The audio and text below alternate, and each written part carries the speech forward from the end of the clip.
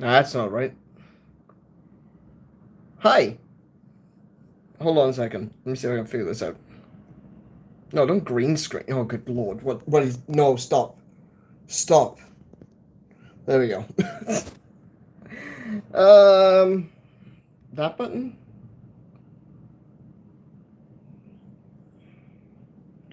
Can I just do this? Orientation is locked. Rotate back. Oh. I guess we're doing it like this. This is not how I had planned. In fact, none of this is how I had planned. It's all going Pete Tong. Hold on a second. Can I pause this and start?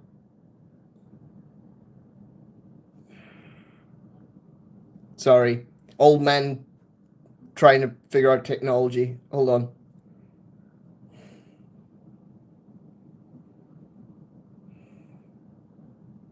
Well, that's not what I wanted.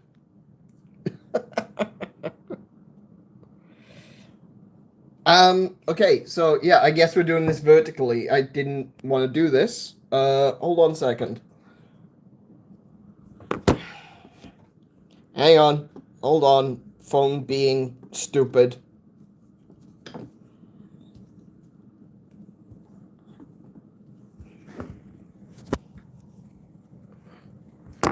Oh,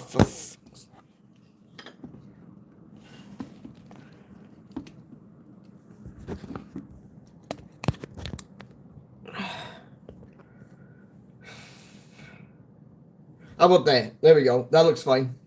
Brilliant. All right, so we are back. Welcome back to An Iron Plays ish, kind of, not really. Let me just bring that down a little bit, so I'm not looking up all the time. So one thing I really don't like about doing like video things like this is the fact that I always look fat. Like I'm not. It's just the way that I sit. I always end up looking like I'm like Wings of Redemption sort of guy. But yeah, okay, there we go. Sorry, figuring things out. Yeah, what is this? Yeah, I know. Shut up, shut up, Tim. Okay, so welcome everyone to An Iron Plays. My name is An Iron, and today we're going to be just having a little bit of a chit chat. Big welcome to Hellfire, to Tim, and to whoever else is out there. Sarkis, welcome. Say Jakob. Hi, Jakob. Yeah, so welcome to the stream. It's not going to be much of a stream, I gotta be honest. This is mostly just going to be discussing what's been going on, what's happening, how things are going to be going forward, things that are changing, yeah, stuff like that. Mostly because it's been another 8 days since my last stream, I think.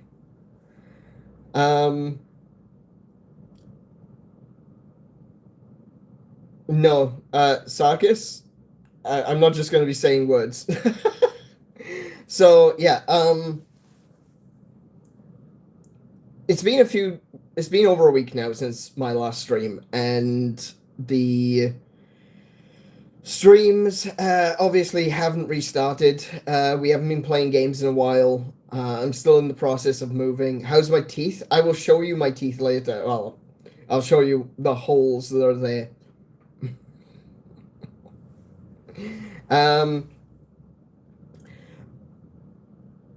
Yeah, things have been a bit awkward recently with the move and with my teeth and all kinds of things. I got very, very sick after I had my teeth done. What's this? Do you have a following? Not yet.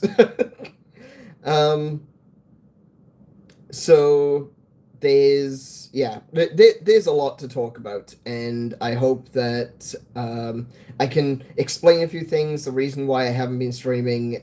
We could talk about what happened with the Monster Hunter channel, because that's now gone.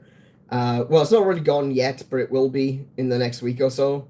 And I figured that it's probably a better idea to just come out and explain it and talk to you guys and see see if I can explain it in a way that you can ask me questions, we can have a discussion and figure out exactly what it is that's been happening and what's going to be happening in the near future. To start with that one, we have been moving now for at least the past 6 weeks, and it is awful, genuinely awful. And one of the things that we've kind of come to the conclusion of was that we had issues over at the apartment that we were living in previously, and we've been trying to move out of that apartment for at least the past 3-4 years, going back to 2020.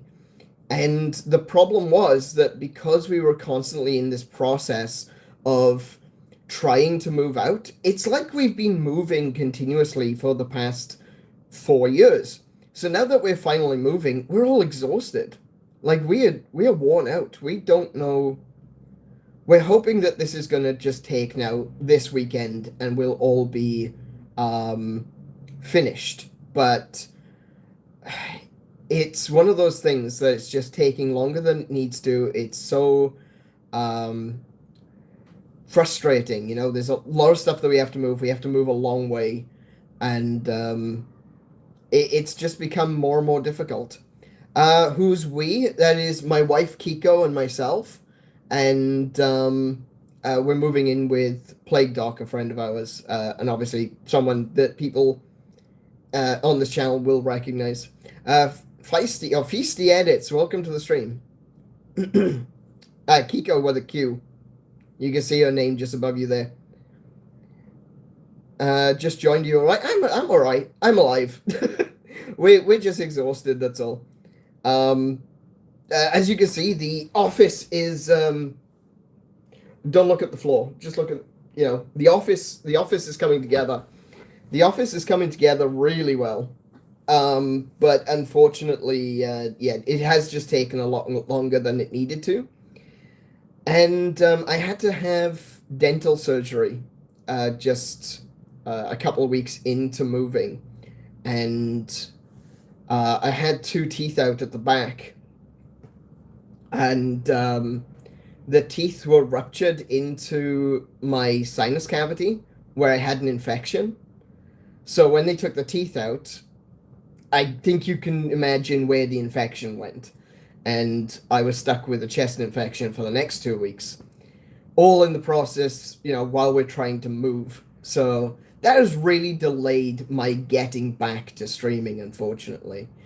But I guess here I am. We're going to try something. Like I said, we're going to discuss this a little bit more. There's a few people have been asking me questions about when I'm coming back, what games I'm going to be playing, and hopefully it's going to go better.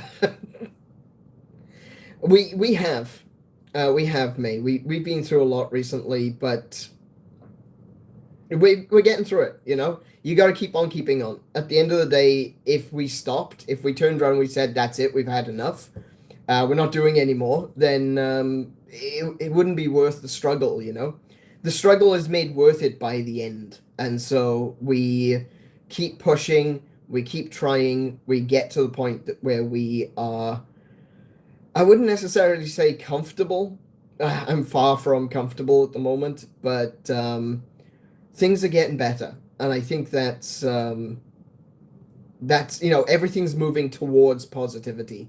So even if things are not very good right now, we're going to go and we're going to get there in the future. Did the doctor do the root canal treatment? No, he didn't, actually. We went, he was originally going to do a root canal on my back tooth and remove a broken tooth at the front. But instead, he decided this looks like a problem, so he ended up taking both. And I'm finally going to get my teeth fixed. So let me show you. If you're squeamish, if you're not interested, if you don't like teeth stuff, or you don't like medical, or that sort of stuff, look away. But I'll show you what's happened. Is back here, I have no teeth, right? And what I'm going to be doing is I'm going to be getting new teeth. So that's, like I said, it's hard work. Well, I guess it's not hard work for me. It's work for the doctor. It's just painful for me, and we're gonna get my teeth replaced, and uh, thankfully, for the first time in over a decade, I'm gonna be pain free in my mouth, which is, yeah, such a big change. It's gonna be such a huge quality of life improvement going forward to actually have teeth that don't hurt me. Um, I've always had bad teeth. It's not like I don't look after my teeth sort of thing. I've just always had bad teeth. So yeah, even as a kid, like I used to have teeth that would just break. I've always had very brittle teeth, and doctor, not so much doctors, but dentists and stuff like that have always said, "Oh, it's the soda that you drink." I have gone sugar free for the past 2 years, really, for the most part. Not like I'm not entirely sugar free. I do still drink soda occasionally, but I've been mostly sugar free for the past 2 years, and my teeth fell apart anyway. The damage, wherever the damage is, it was already done, and the dentists are very quick to turn around and tell you, oh, it's your fault, So you're in pain. You want them to fix something, and the first thing they remind you of is like, well, this is your fault, right? This is because you ate that single piece of candy when you were 6. I was like, oh, right, okay, thank you, I appreciate that, yeah. But yeah, I'm gonna be pain free in my mouth, and that is definitely a plus. Just trying to think if there's anything else to quickly catch up on. Agreed, you aren't alone, and I and many people have annoying teeth. Yeah, it's true, and it's not even necessarily to do with diet. I mean, diet obviously has an effect. If you've got a bad diet, you're eating a lot of sugary stuff, you're drinking a lot of sodas, a lot of acidic stuff. If you've already got bad teeth, then that stuff is going to have a negative effect on you. But I know, because I've lived my life, that I've always had bad teeth. Um, and it's just one of those things that sometimes you're born with it. Maybe it's Maybelline. I don't know. But it's one of those things that I've had, now that I've had my teeth out, I can now go back, get them fixed, get some new teeth put in, and it's hopefully going to be a massive change in my life. People who only eat vegetables wear away the enamel faster too. Yeah, exactly. It's because of the acidity. It's the acidity in the vegetables and the fruits and things. So you could, and the funny thing about that is as well, like you've got your doctors, and your doctors are constantly telling you, it's like, oh, you need to eat fresh vegetables, you need to have your fruits, your vitamins, your minerals, and all of these, the food triangle, and all that sort of stuff. And when you actually follow what the doctor says, it's like, oh, fresh fruit. Okay, I'm going to eat an apple away to keep the doctor away. But the problem is that the dentist is then knocking on your door because you're eating apples every day, saying, "Oh, that's too much acid. Stop that." And yeah, it just my monitor's turned off. Hold on, there we go. Get some light on this situation. There we go. Yeah, it's one of those things that you can't please everyone, especially people in the medical profession, because you've got your doctors on one hand saying you need to do this, and then you've got your dentist on the other hand saying you can't do that, and it just gets to a point where I think genuinely lots of people get confused because of this conflicting information. And I think that if you were to get a doctor and a dentist sitting in a room together talking to a patient, you get a lot of conflicting information, a lot of arguing, and you start to understand why people don't necessarily have the best, not necessarily dental hygiene, but just have mouth pain and difficulty with their teeth. It's because it's so confusing. It's one of those things, and you could do your best your entire life and still end up having bad teeth because of genetics. And yeah, it's one of those things. But thankfully, like I said, we are moving forward from that, and we're going to move forward from that topic as well. Just to what else was there? What else has happened this week? Oh, so I'm doing the streaming right now through my phone, but I do finally have the internet set up on my PC. I've got a full cable going throughout the house, so hopefully we'll be able to stream games as of possibly next week. It depends. It depends on how much time I have to do that. But I might be able to start streaming again next week. I hope. I hope. It's always one of those things, every time you fix one thing, something else goes wrong. So currently, I hope we'll be able to start streaming again next week. We hope, indeed. And when we do get back to streaming, I'm going to be finishing Final Fantasy X. That's something that I was trying to do before this move started. We're going to get through Final Fantasy X. Sorry, excuse me a second.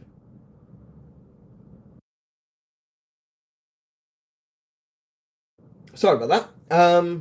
Yeah, I don't have access to my Stream Deck, so I can't like mute and change things. I have to do things manually on my phone.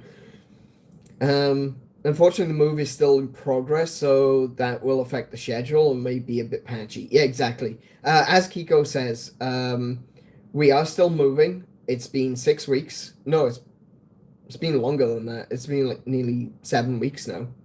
We've been moving for 7 weeks, and we are exhausted. It's not necessarily because we've got like a lot of stuff. It's just that because we used to live half an hour away from where we are now. So, and we've only got one car, and Kiko is in work all day, and so going back and forth, we can really only do like one journey at a time. And then there's, like I said, I got sick. I had my teeth sorted. Actually, I got sick twice. I actually had a flu for the first week of the move, and towards the end of the first week, that got really bad. Then I had my teeth out, and because of having my teeth out, I got a chest infection because the infection from my teeth went straight down. And yeah, so I've been sick for the majority of the move. So it's been really difficult on everyone, but for like different reasons. Oh yeah, and of course Kiko had a health episode the other night as well. We had to run around trying to find an all-night pharmacy so that she could get an inhaler, and unfortunately we couldn't find one, so she kind of just had to tough it out until the next day when we went to go and get an inhaler for her. But no, that was kind of scary. That was pretty terrifying, honestly. You'd be surprised. I always thought that there would be more 24-hour pharmacies around, but there really isn't. And that's disappointing. You can go to like 24-hour fitness, you can go to 24-hour there's a 24-hour food market. You can get burgers 24 hours a day. You can't get medication 24 hours a day. How mental is that? I just don't get that. I don't understand how that makes any sort of sense whatsoever. That you can buy food, you can buy McDonald's, you can get Burger King, you can go to a gym, you can do all these things 24 hours a day. But if you actually need medication, stuff to keep you alive, you can't get that 24 hours a day. I've never really had to deal with that. I've never had this urgency to get medication. But when it finally happened, when that was actually a thing that I needed, or not I personally, that Kiko needed, it was horrendous. It was genuinely difficult to get medication when we needed it, when it was an emergency. And I even called up the local hospital. Like, the local hospital is just like 5-10 minutes away from us. And I called them up and I said, "Do you have a pharmacy? Because my wife needs an inhaler." And they were like, "No, we don't do that." I'm sorry, you're a hospital. Isn't that what you're supposed to do? Aren't you supposed to be keeping people alive? If someone was in surgery or someone was in the ICU or something like that and they had an asthma attack, do you not have an inhaler? What? Excuse you? Hospital. What are we paying for? I'm sitting in the waiting room for 7 hours, paying $250 to be there, and you're not even going to give us an inhaler. What? I can't with that. That is so stupid. It's so frustrating. Like I literally I called them. I'm like, "Guys, do you have like a pharmacy? Because my wife needs an inhaler." And they're like, "Nah, nah, we don't do that. We don't have a pharmacy." What? Then how do you treat patients without medication? Yeah. I assume that they do have medication, but it's gonna be for people who are actually there to stay. Like, if you get a bed in the hospital, then you get medication. But if you just turn up and you're like, "Hi, need an inhaler," they're gonna be like, "Nah, nah, you can't have one of those."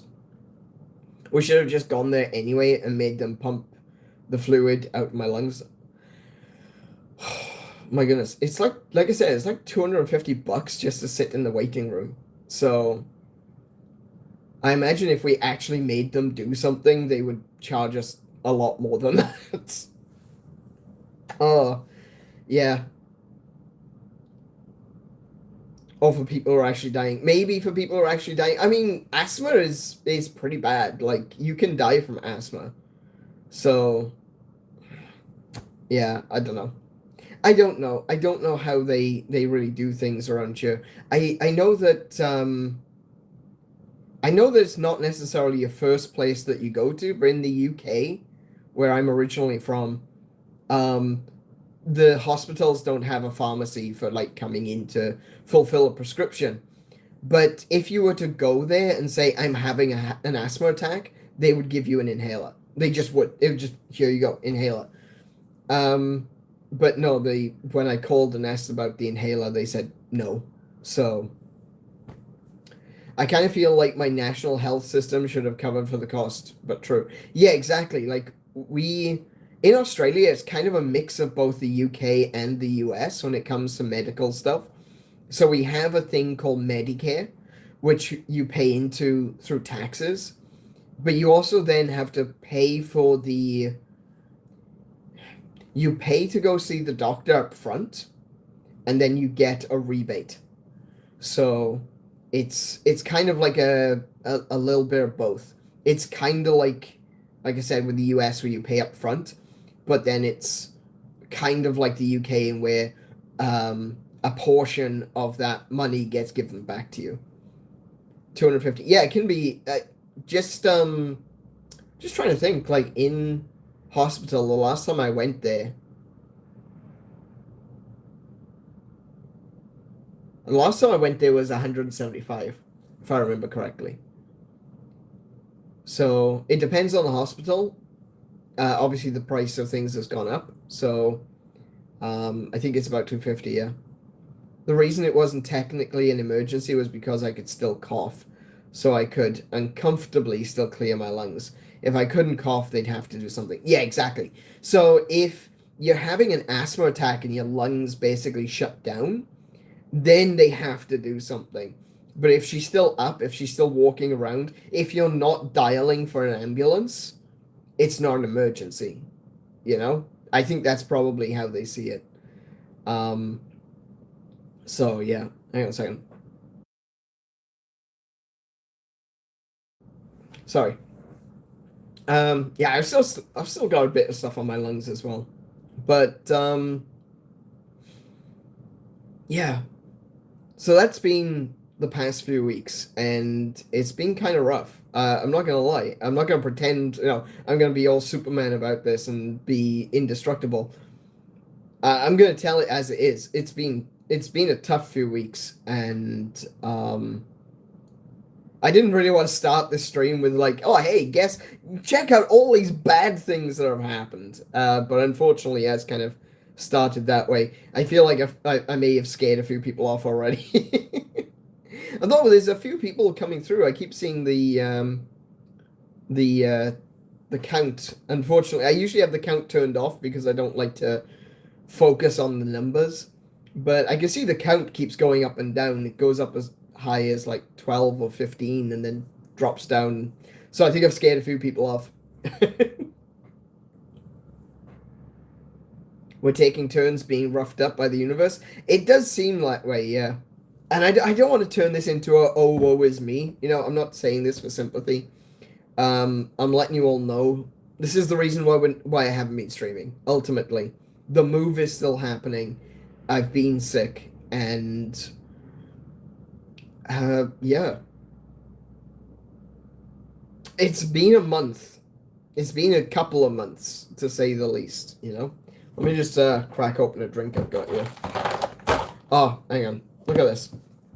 I don't know if you've seen one of these before. This is a mini cooler. This is literally just a...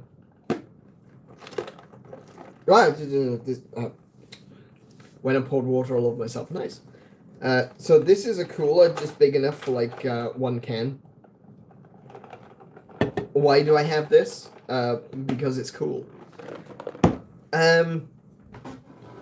So I got this. I'm trying this. I haven't had this before, but it's called bin juice. And its symbol is an ibis, or as Australians call them, bin chicken. It's got it's strawberry lemonade with finger lime. I don't know what finger lime is. That sounds it sounds interesting. I'm gonna give that one a shot. I'm gonna do it right now. Oh yeah, it is ice cold. Like the water coming out of that is freezing. I need something to open the lid with. That'll do. Woo, that was loud. Ah, there we go.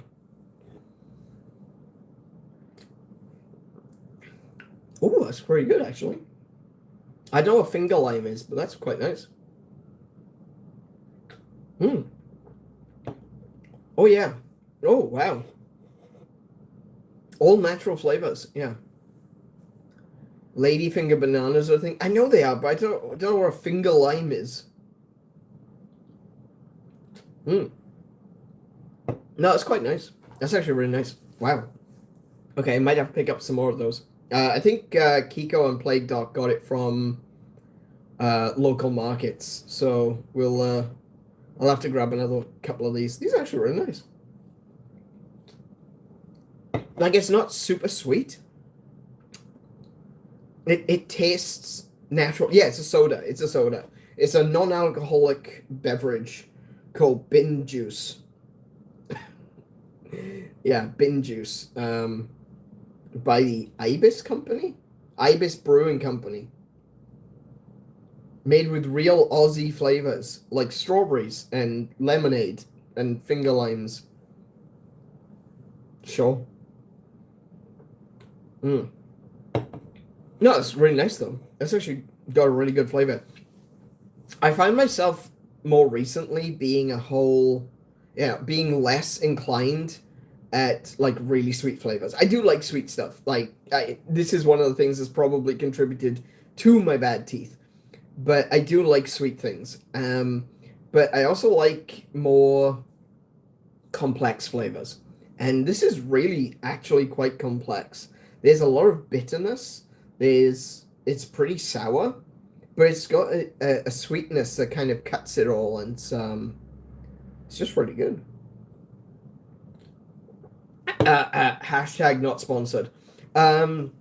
Yes, so we are here, and yeah, refreshing things, exactly. So I find that sour things like lemon, lime, and stuff like that tends to be more refreshing than something sugary or something very sweet like strawberry, or even like I love watermelon. Watermelon is one of my favorite flavors, but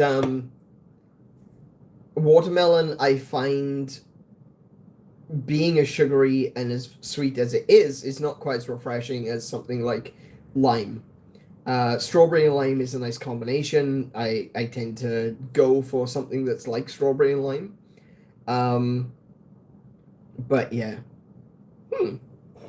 Yeah, I'm gonna have to pick up another like a pack of those because those are quite nice. Sorry, distracted. What should we talk about? It's been a while, hasn't it? Let's talk about Monster Hunter. Let's start with the deep breath and taking accountability because I made a mistake, and I want to clarify. I want to be absolutely clear. I don't think I made a mistake making the Monster Hunter channel. I like playing Monster Hunter. I love Monster Hunter. It's one of my favorite game series. The problem is that I know that not everyone on my channel likes Monster Hunter. Excuse me a second. There we go. I know that not everyone on the channel likes Monster Hunter, and so my thought process was, I'm going to make a second channel. It's going to be Monster Hunter focused. We're going to play Monster Hunter Wilds. We're going to go back. We're going to play Monster Hunter World. We're going to play Rise. We're going to do... We're just going to have a channel that is dedicated to Monster Hunter. And as a part of that, you know, be able to tell what I would call, like, my Monster Hunter story, you know? I wanted to document my experience through playing the Monster Hunter games. And that was going to take up a lot of effort, a lot of focus, and it was going to result in there being like 3 or 4 updates per week on the second channel. Now, the way I was going to be able to do that is I wasn't going to be streaming. I was going to stream twice a week, possibly reduce that to once a week, and then do like Let's Play content over on that channel. And I had plans. I had things that I'd written out. I had things that I'd scripted. I had things that I was ready to start recording. And I just can't do it.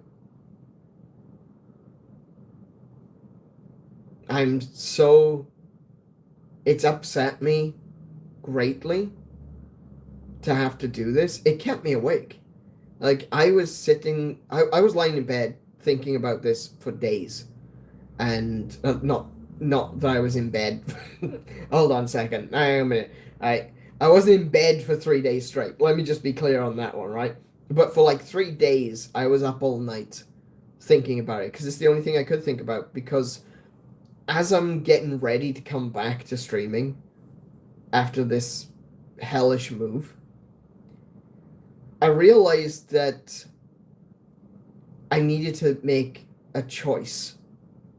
I needed to make a decision, and that decision was going to be, do I play Monster Hunter on the separate channel, or do I bring Monster Hunter back to my main channel? And the issue is simply that I can't split my focus. I've been gone for so long now. Way longer than I planned to be. I had this in my head, this idea in my mind that we were going to start moving. We would move everything out of the apartment, move everything into here, and either the first thing we move or the last thing we move was going to be my PC. One way or another, my PC was going to be set up. I would be streaming. There would only be like maybe a week, maybe at most 2 weeks where I wouldn't be streaming. And that didn't happen. And we haven't had internet. Well, we didn't have internet for the first 2 weeks that we were here. The internet's been unstable. I haven't been able to connect over the Wi-Fi to the router because of how far away the office is from the router. So I've had to wire up the house. To get the house wired up, I needed to make sure I had the right cable. I needed the right the hardware. I've had to like pin it to the wall, you know? So I needed to get the right clamp tacks. I don't know what else you might call them. Do I have a...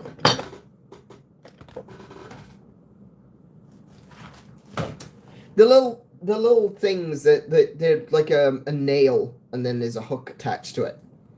So I've had to run the cable throughout the house. It's just been more work than I was expecting it to be, just on the face of it. And it took a lot longer than it needed to, I think. I think we came into this house expecting something and we got something else. And that's not necessarily like a complaint against the real estate or against the owner. Nothing like that necessarily. It's more just along the lines of when we came to check out the house, because we did. We came to the house, we checked it out, we took a look around, and we were like, hey, we actually kind of like this house. Between us checking out the house and actually moving in, a lot of stuff changed. Like a storm hit, and downstairs, it wasn't flooded, but a lot of water came in the walls, and so a lot of the walls were damaged, which is a problem, obviously. We can't use downstairs currently.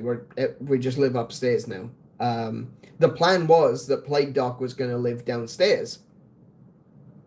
And then I would have an office, and Kiko would have an office, and Plague Doc would pretty much have the whole of downstairs to himself. And we can't do that now because there's damage in the walls downstairs and they need to be replaced. So Kiko doesn't have an office currently. She's currently got her PC set up in what should be the dining room, or the dinette, I guess, because it's not really a dining room. It's kind of just like a space adjacent to the kitchen. So she's set up there. The whole point of moving into this house was that we would have more space. And that's the one thing we don't have, is more space.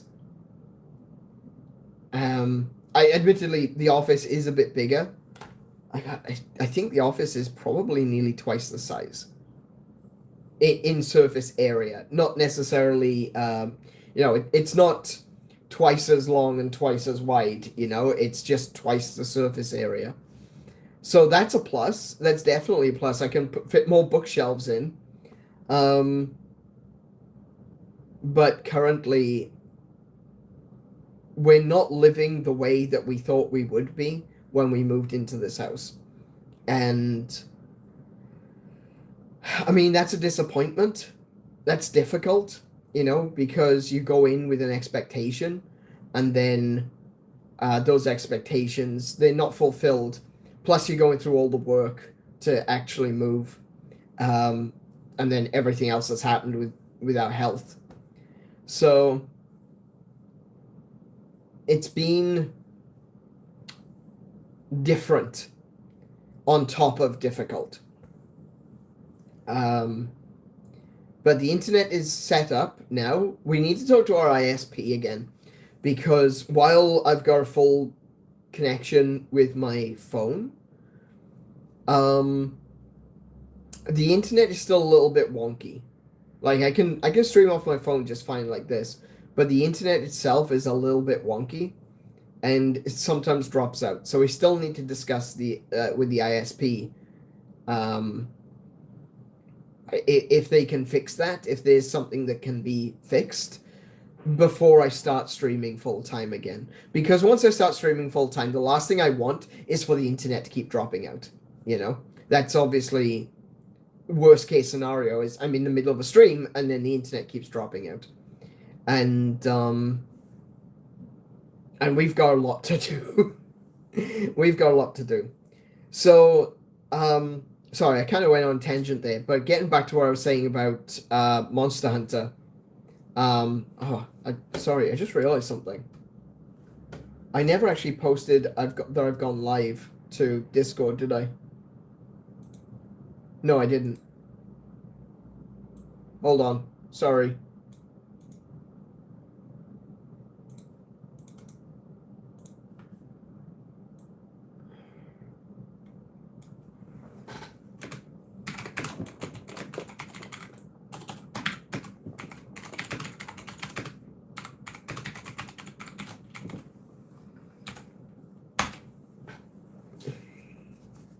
There we go. Oops, my bad. Yeah, so with all the time that's passed, I've had an opportunity to look at my channel. I've had an opportunity to think about the things that need to be done. And I realize that I've got a lot of work ahead of me. It's not so simple as, okay, I'm just going to start streaming again. Because when you're streaming, when you're producing content and you want it to be the thing that you do, it's work. I know there's so many people who don't see it that way. I know that there's a lot of people who are like, oh, you think it's hard work to stream? Yeah, it can be. It absolutely can be, especially if you're someone that is, maybe you've got something like myself. I suffer from depression. It can be a struggle. It's a struggle to do anything, but it can be a struggle to do the things that you love. And I do love streaming, and I want streaming to be my thing.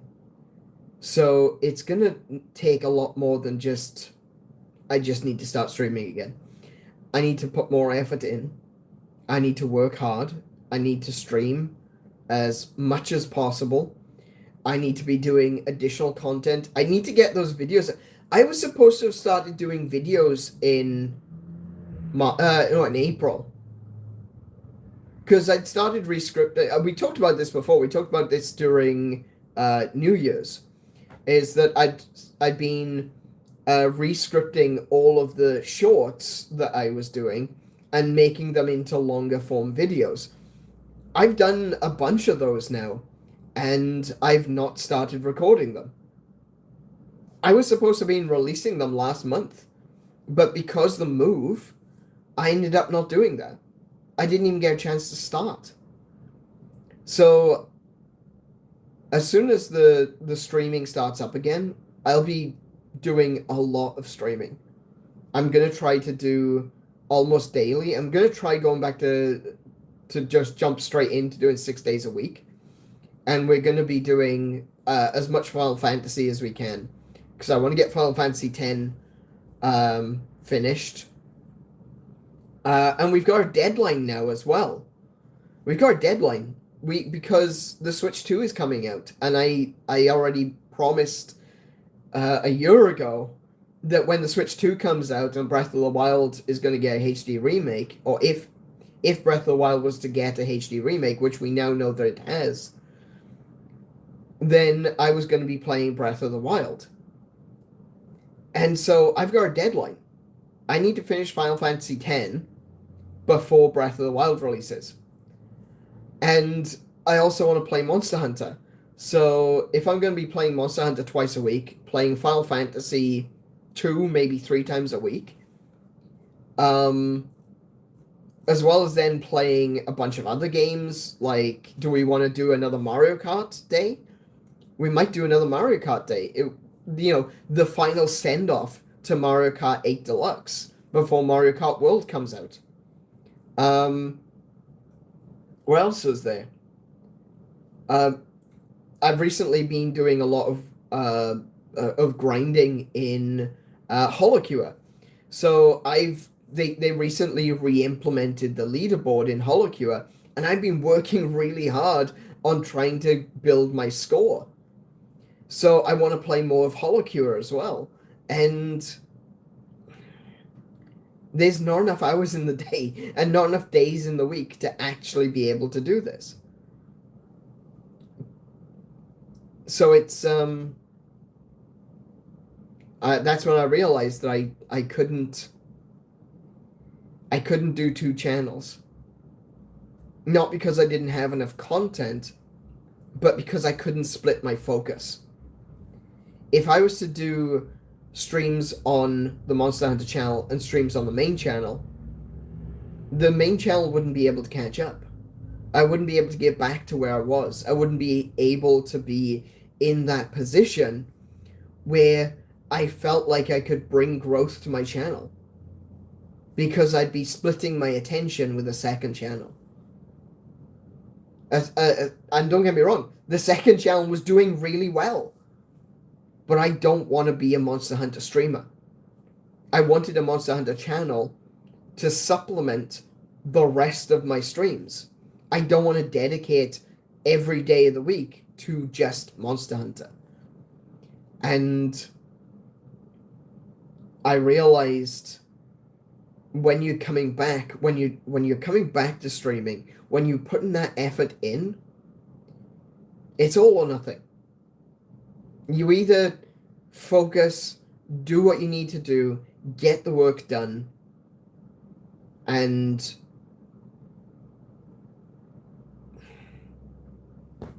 I don't even know what the word is, like, bring it back to life, rejuvenate the channel, resurrect it. Or you could split your focus and it's like grinding up from zero again.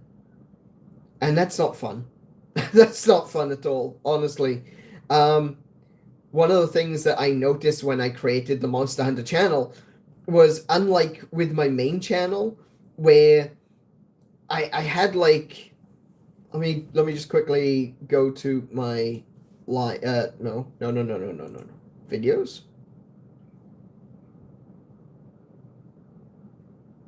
No? Shorts? No? Live? Okay. Hold this first. There we go. So I got to... I'm pretty sure I got to like 100...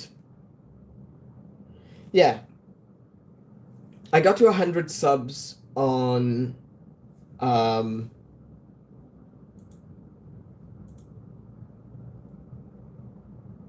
in September 2023. But when I started the channel, I already had 50 subs, because I was coming over from Twitch, or because I had people that I knew, people that I'd already had in our community. And starting the Monster Hunter channel was starting from zero, and that was actually really daunting. It was one of those things where it's like, oh wow, I haven't experienced this since I was still on Twitch, where I've got, even then, in my first stream on Twitch, I had over 30 people. YouTube is better in some ways, but harder in others. If I'd stuck with Twitch, I probably would have had well over 1,000 subscribers by now. But I felt like the death of Twitch is coming. It's not something that I'm excited for. It's not something I'm cheering for. It's just the reality. Is the death of Twitch is coming. And it's due to bad management. It's due to things that Twitch do to monetize the platform and to try and, nickel and dime every single user to keep their servers running. And partially it's because of Amazon as well, because Amazon owns Twitch, but Amazon still charges Twitch to use their servers. I don't get that. That seems silly to me. If you own a company, why would you then charge them? Like, Amazon pay Twitch to, for maintaining the platform. But then that money goes straight back to Amazon. It's almost like money laundering, it's just a cycle. Money goes into Twitch and then straight back to Amazon. It's one of those things where I just feel like the death of Twitch is coming, and there's a lot of things happening on Twitch that I disagree with. There's recently been a lot of drama between some of the top Twitch streamers. There's a lot of drama with the VTubing community at the moment, and a lot of that is making me glad that I'm not still on Twitch.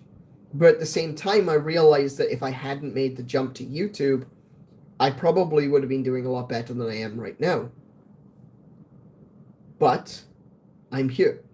This is the choice I've made, and even though it is going to be a bit more difficult, I'm going to keep pushing. I'm going to keep doing it. I'm going to keep trying. But it does mean that I have to make some sacrifices. And at this point in time, that sacrifice is the 𝗦𝘄𝗶𝘁𝗰𝗵 channel. So instead, I'm going to take all that stuff that I'd already planned. I'm going to set it aside. It's not being deleted. It's not going away. I'm not forgetting any of it. I'm just taking everything that I had planned for the 𝗦𝘄𝗶𝘁𝗰𝗵 channel. I'm going to put it over there. And we're going to focus and work hard on making the main channel a thing. We're going to get the main channel back up. I've lost a lot of subscribers in this time that we've been offline. I'm currently at 748 subscribers. A couple of months ago, I was at 758 subscribers. Okay, that's only 10. But I gained 3 subscribers tonight. So there's a lot of work to do. Molly, welcome to the stream. How are you doing? Look at that 𝗂𝗶𝘁𝗰𝗵 looking self. We were just watching 𝗂𝗶𝘁𝗰𝗵, actually. The PlayStation cheats video. 3 hours and something long video. It was a bit mental. Hold on 1 second. Oh my goodness. Sorry about that. My nose is itchy for some reason. It's because I'm concentrating. It's because I'm thinking. Can't wait to hunker down on that one. Yeah, I pretty much... I got today... I was planning on doing a bunch of stuff, but I ended up not doing anything and just watched through that video. We still got about 20 minutes left to go. There's the rain. Yeah, actually, that's a good point. It's raining as well. If the internet gets a little bit wonky, it should be fine. Over my phone, internet doesn't seem to be that big of a deal. But we've still been having some issues with the internet coming into the house. That when it rains, the internet turns off. That's not useful in the slightest. But yeah, no, as I was saying, it's about picking your battles, ultimately. Isn't that the story of life, though? About picking your battles? Sometimes you have to make a decision, and it's a hard decision. You look at the two things in front of you, and you think, I really want both. But you have to pick one or the other. And that's kind of what's happened with me and with my channels. The 𝗦𝘄𝗶𝘁𝗰𝗵 channel, unfortunately, is going to fall to the wayside. But like I said, I'm not getting rid of anything. I'm not deleting anything. I'm just taking it all. I'm going to put it over there. And it'll be something else that we do in the future. I've already talked about this idea Um, we've talked about it a little bit actually in the past, and the idea was a series called Save Point Diaries. And the whole premise is just that I play a game, like a big open world game, and I create a narrative in that open world game. And I was planning on doing something similar, because I've been looking at potentially doing that with Guild Wars 2, being an MMO, makes it really good for being able to write your own story. Um, I wanted to do it with Skyrim. I wanted to do it with Fallout. Um, um, there was something else. There was another game as well that I was thinking about doing it with. But I also thought about doing it with Monster Hunter. Um, my goal was that I'd be able to play Monster Hunter on streams, but then I would go through like the single player content of the past Monster Hunter games and tell my own story through it. And I think that's still going to be a good idea. I think that's still going to be a fun thing to do. But it's something which I might have to do on the main channel in the future. At this point in time, with me shutting down the Monster Hunter channel, and it's not shut down yet, and actually we'll talk about that in a moment. With the shutting down of the Monster Hunter channel, like I said, it's not that anything is going away. It's just going to be shifted back to the Aniran Plays, the main channel. I kind of have a thought of potentially opening another second channel in the future. Probably not Monster Hunter, but I definitely want to make sure that this channel is in a good place, is gaining followers, is getting good views again. And I want to make sure all that is I want to make sure that the main channel is stable before doing anything else. Because that has been the biggest drawback. And like I said, I don't think me making a Monster Hunter channel was wrong. In fact, I really like the Monster Hunter channel. I'm happy with the amount of work that went into it. I like the new art. I like the graphics that I did for it. I put a lot of work into the graphics on that channel, more so, I guess, than the main channel. But the problem was that because of this move, it's become unsustainable. And I can only focus on making one better. So I'm going to focus on my main channel. And that unfortunately means Monster Hunter channel has to go. Now, in regards to all the stuff that's on the Monster Hunter channel right now, I am currently in the process of downloading everything in full quality and will be re-uploading it to my main channel. So currently I have, if I just quickly look at my channel,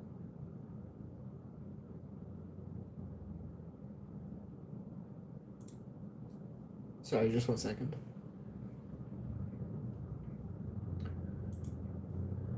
Let's see. I currently have 1, 2, 3, 4. Okay, I have 5 of the videos from the Monster Hunter channel already on my main channel, and I've got another 8 to upload.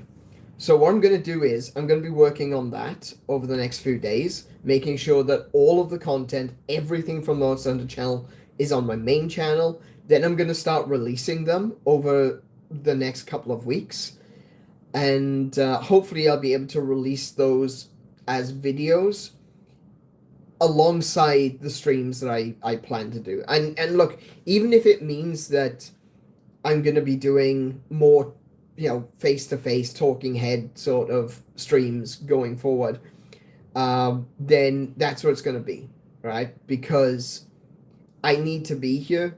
I need to make this channel active again, and it's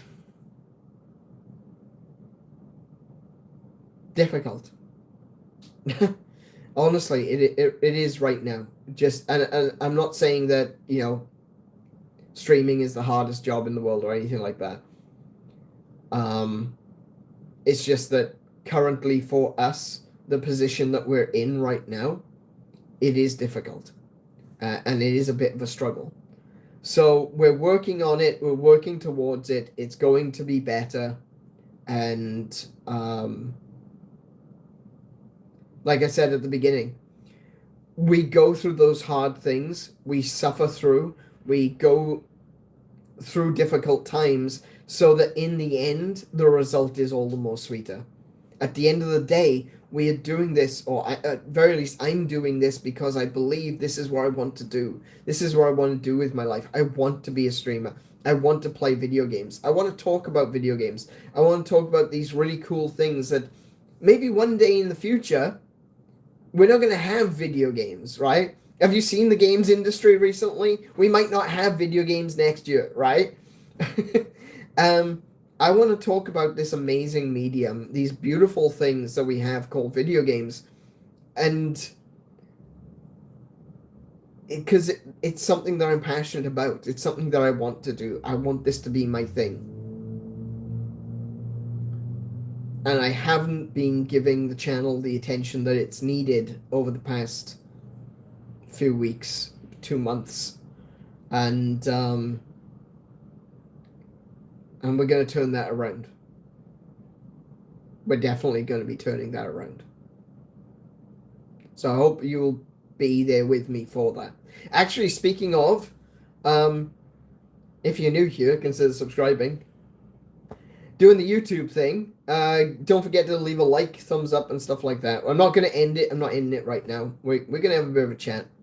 But you know, that is basically summing up what has happened.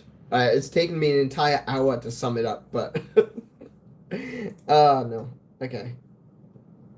Oh, I didn't even hit a tag on the Discord thing. Oh, that's annoying. Okay.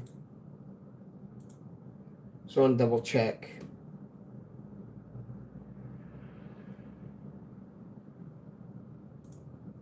Okay, so it did go out on social media.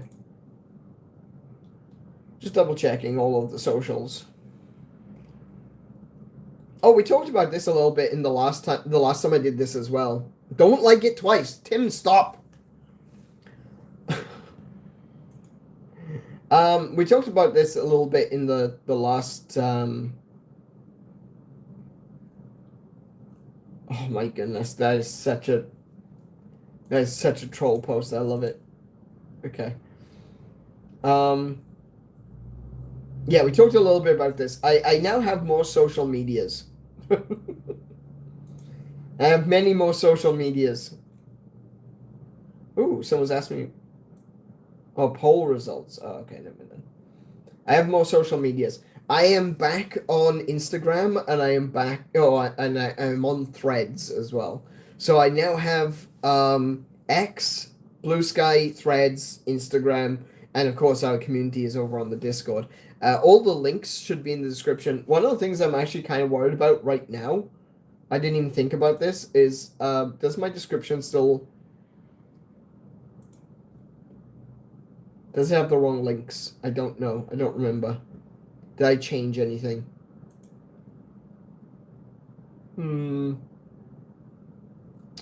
Community links, social links, other links, game code. Okay, there we go. Cool.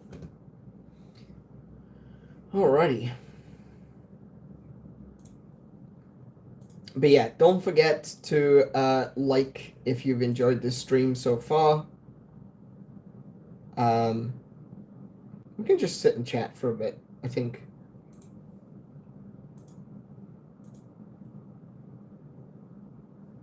Sorry, I just realized something's gone wrong.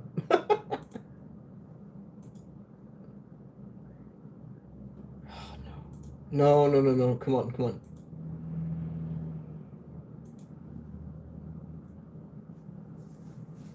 More doesn't mean better when it comes to social media. No, you're right. Actually, do you know what, Tim? Yeah, absolutely right. I completely agree.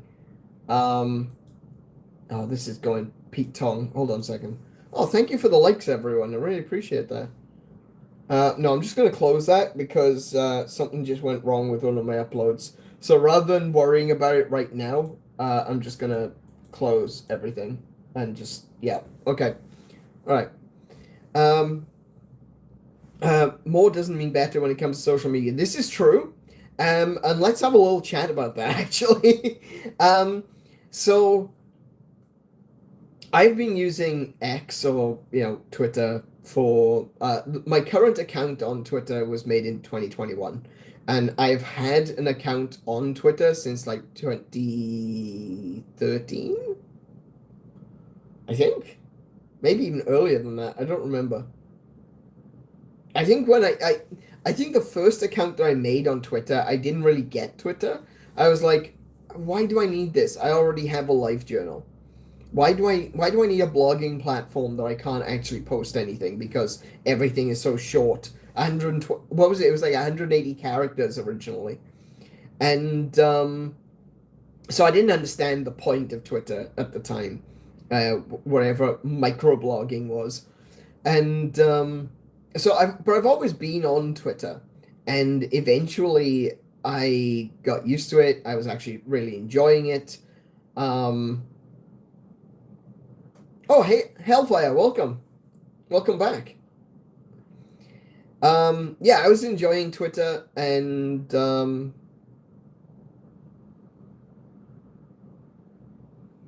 then Facebook was all the rage at the time. I don't know. It was just one of those things, I guess. Social media was in its infancy at the time, and I didn't really get it. I liked blogging platforms like LiveJournal, but I didn't really get the point of social media. The way that we see social media today, it was a very different beast back in the day. And but I've always had a Twitter account. I actually kind of like Twitter. I've curated my experience on Twitter. That's something which I think is important, is that people say that Twitter is like a really bad platform, that there's a lot of people that, say things that they don't like. And yeah, I get where you're coming from. I completely understand that. But the benefit of things like Twitter is that you can curate your own experience, right? You can decide the people that you want to talk to. You can decide the people that you don't want to talk to. And I think over the past 10 years or so, I have curated a really good list of people that I want to follow and people I actually care about what they have to say. Ow. Ooh, bang my knee. I went over to Blue Sky, not because I really care about Blue Sky. I gotta be honest, I don't. I don't like Blue Sky. There's a lot about Blue Sky that I find is very jank. It keeps breaking on me, as I keep having issues with Blue Sky, right? And I know that there's a lot of people who said, oh, well, I haven't experienced those issues personally, and I'm thinking to myself, okay, that's fine. But I think everyone that uses Blue Sky recognizes that there are issues. A lot of people use it because they see it as the preferable X alternative. A lot of people moved over to Blue Sky for political reasons. I don't care. That stuff doesn't bother me. So I'm not on Blue Sky for political reasons. I'm on Blue Sky because it's another social media platform. It's something that I can use to tell people when I'm streaming, to syndicate announcements and stuff like that. And the same goes for Threads. And I haven't really curated a particularly large group of people that I follow on Blue Sky. There's some of the same people that I follow on X. And when I created Threads, I was thinking the same thing. It's like, I'm not going to be using Threads. I'm not interested in using another social media platform. I'm just going to have Threads as another place to syndicate my announcements and to let people know when I'm going live, stuff like that. Until I started using it. I wasn't expecting this at all. But I like threads. I know, right? I'm just as confused as you are. I like threads. I found it. I find that there are some things I really don't like, but I find myself really enjoying threads. It seems like anytime I make a post on threads, I get loads of people responding. You know, I've been seeing. I'm trying to figure out how to turn these notifications off, because a lot of times I make a post on threads, I'll get a notification saying 500 people have seen your post, 1,000 people have seen your post, and it's like, oh, okay. So what you're saying is threads has got really good discoverability. That's interesting. Which I don't feel like. I feel like X, because they've got discoverability as a part of their premium platform, I feel like X is limiting you intentionally so that you pay for discoverability. And Blue Sky just doesn't work. so I rarely get views on Blue Sky at all, whether I use hashtags or whether but with Threads doesn't really have hashtags. They have this really cool thing called topics, where you can add a topic to your post. And so if you go to the topics channel and you've added a topic to your post will appear in that topic channel. That's interesting. It's a completely different way of browsing. It works like hashtags, but where's hashtags? You could have a hashtag for video games. So it's hashtag video games. Or it could be hashtag games. Or it could be hashtag video underscore games or something like that.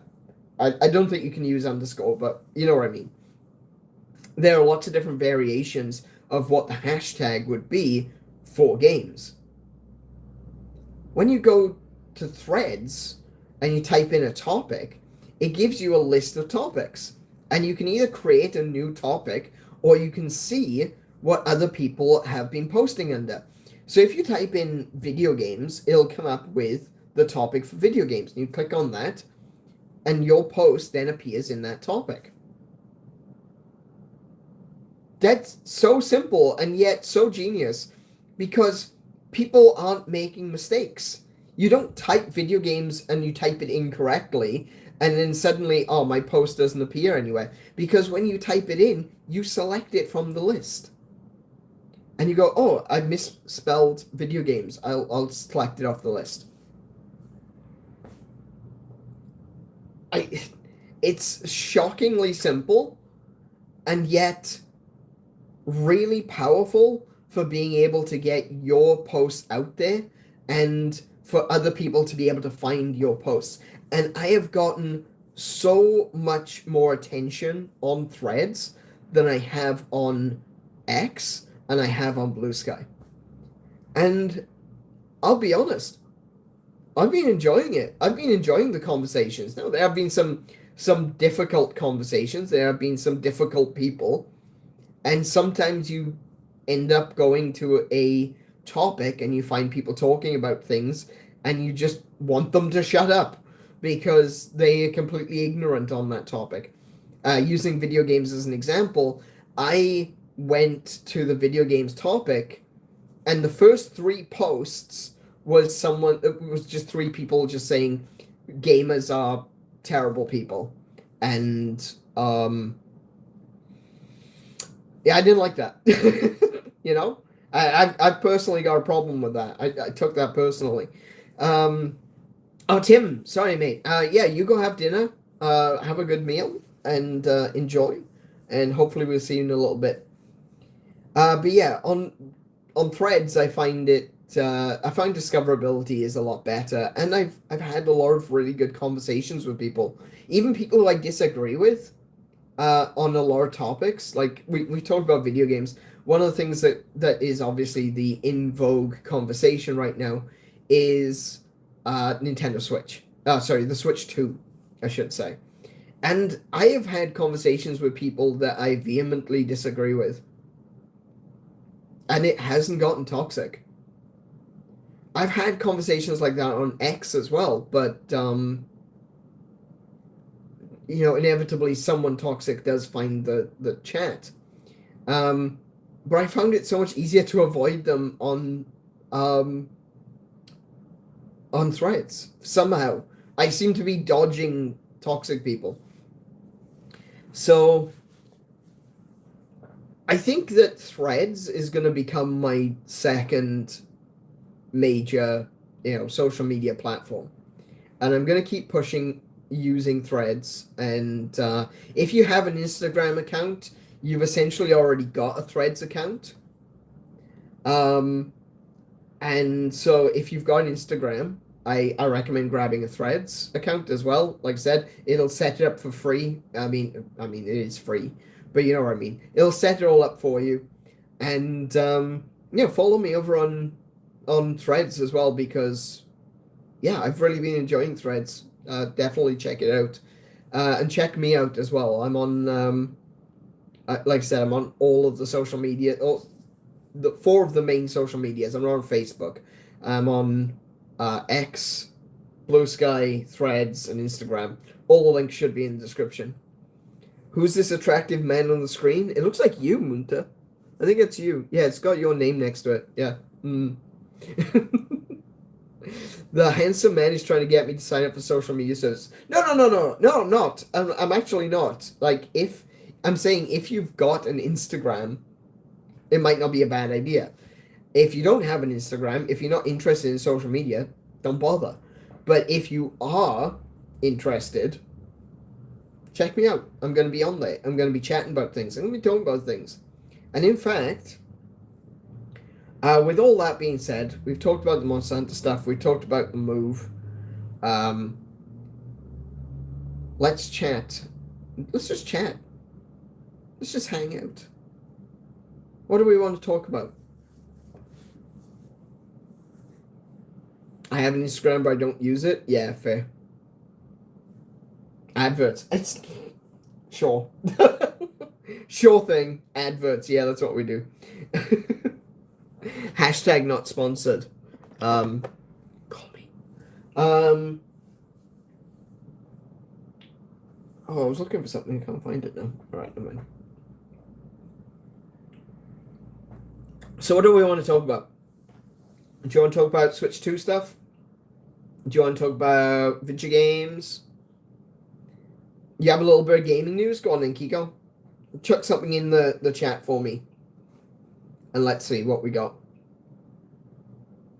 Obviously, I can't do any of the fancy overlays and things like that. You have something about the Switch 2. Oh, okay. Yep. So I'm still kind of looking for something a second. I just realized I thought I had it on me, but I don't know where it's gone. Shall we talk about the price increase for the Xbox? Oh, yeah, definitely. Boy, am I glad that I got an Xbox before they did that. I've bought 2 Xbox Series, okay? I originally got an Xbox Series S, and we got that in a sale like 2 or 3 years ago.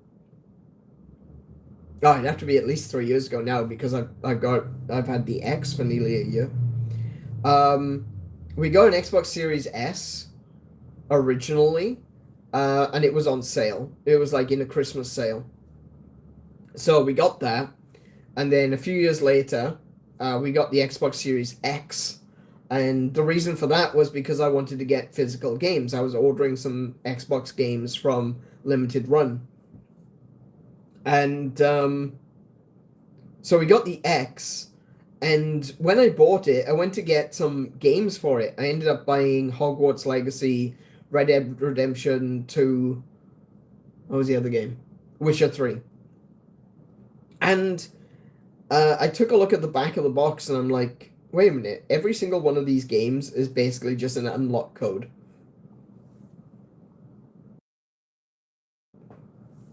Like, everything required huge downloads just to be able to play it. And, yeah. So I was thinking to myself, like, why did I buy this? But it does have, the Xbox Series X has a better processor. It has a better graphics card. It's got more RAM, I believe. It's got better cooling. Just in general, it's just got better cooling. And it does mean that if I buy a game physically and I don't like it, I can take it back.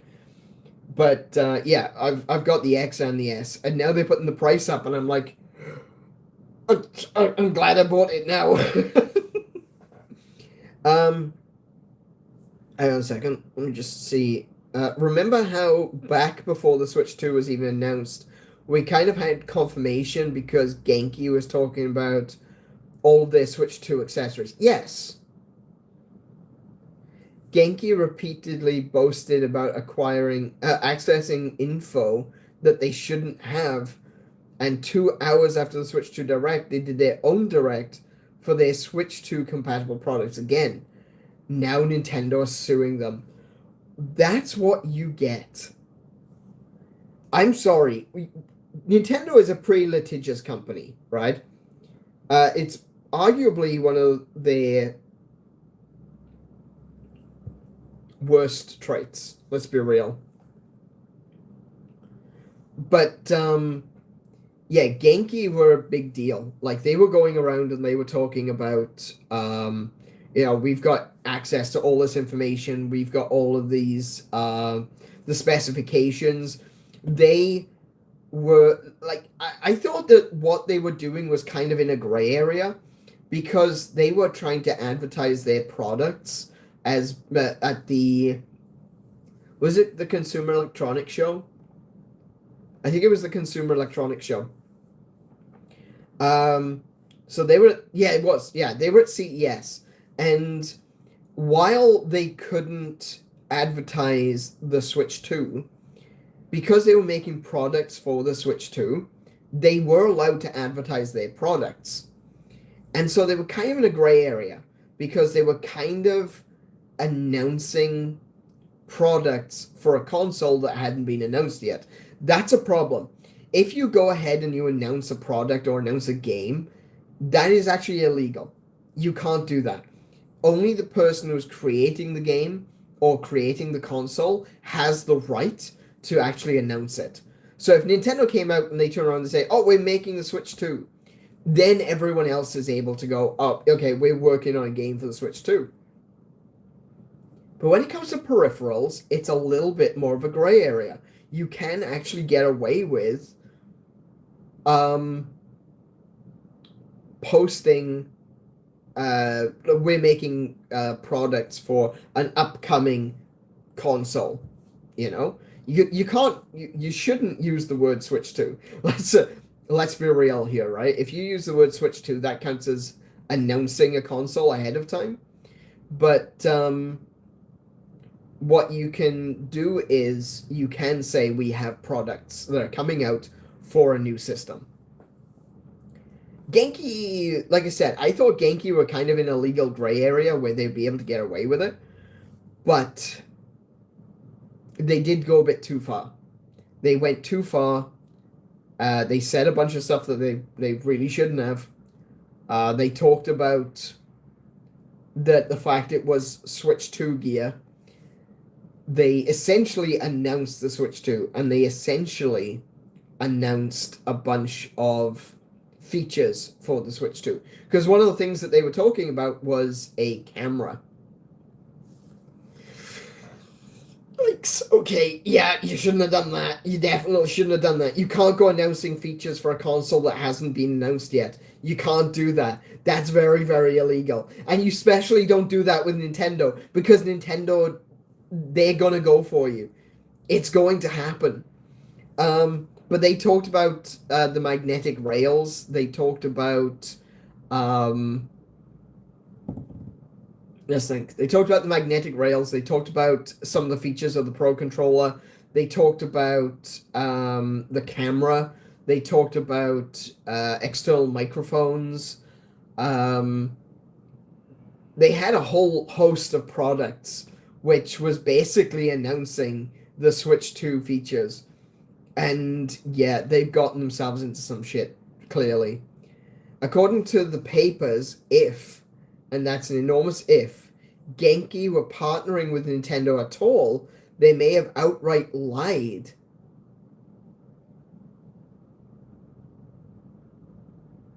What? They may not have been partnered with Nintendo?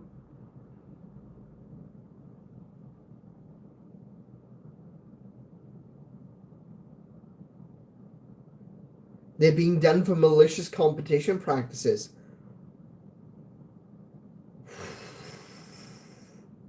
Bloody hell.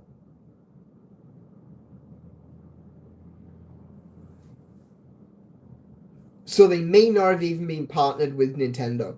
They were making unlicensed gear for a system that hadn't even been announced. Which begs the question, where the hell did they get the information from? That's industrial espionage. That's incredibly illegal.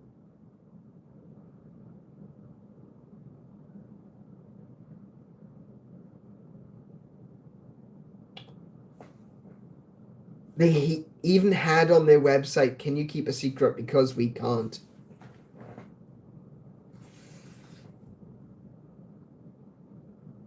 Oh my goodness, what were they thinking?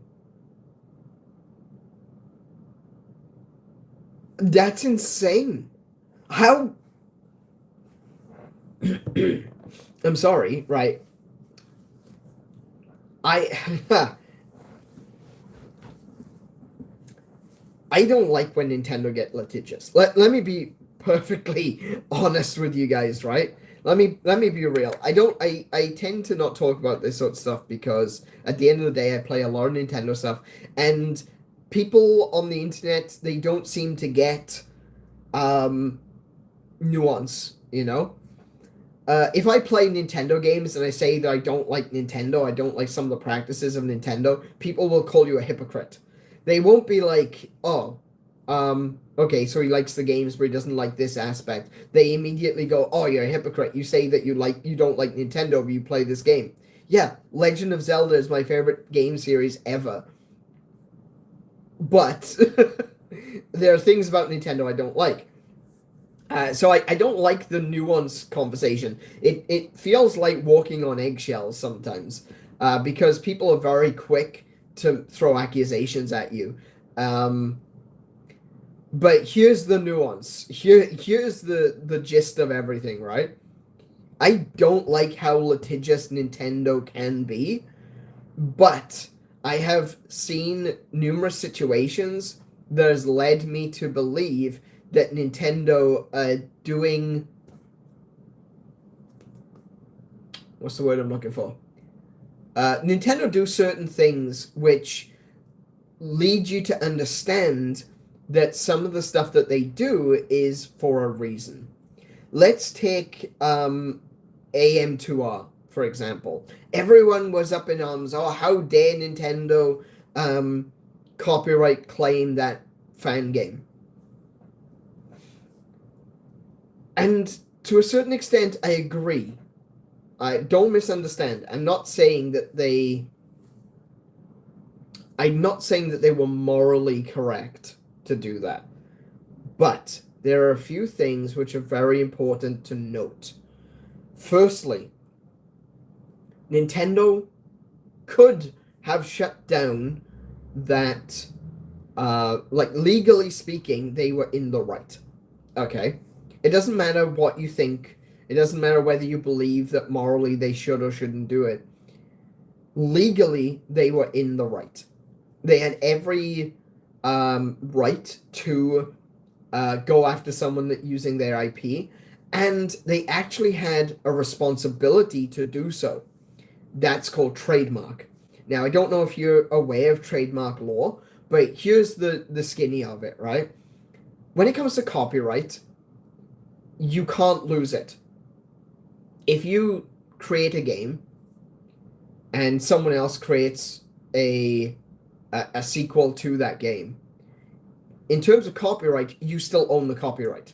And there's nothing that can be done to take that copyright away. You can sign away, you can legally license your copyright to someone else, but you still retain the original copyright. You are the IP holder, okay? When it comes to trademark, you can lose it, because a trademark is a very specific business law, a very specific aspect of business law.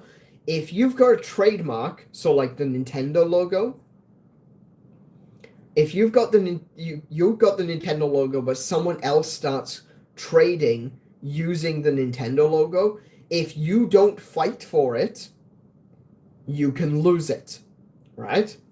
If you don't sue that person for using the Nintendo logo, you can lose your trademark. And something, if you just allow me, please ignore the mess on the floor. I'm still working my way through it. Let's go to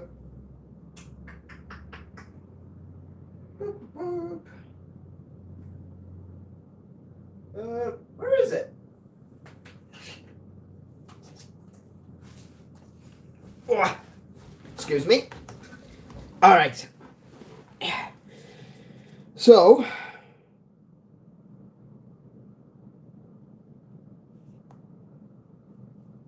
oh, of course it wouldn't be on the back of this one, would it? All right, never mind. All right. Anyway, Metroid, Samus Aran, stuff like that, those are all trademarks. They're not just characters, they're not just IPs and copyrighted to Nintendo. They are actually trademarked.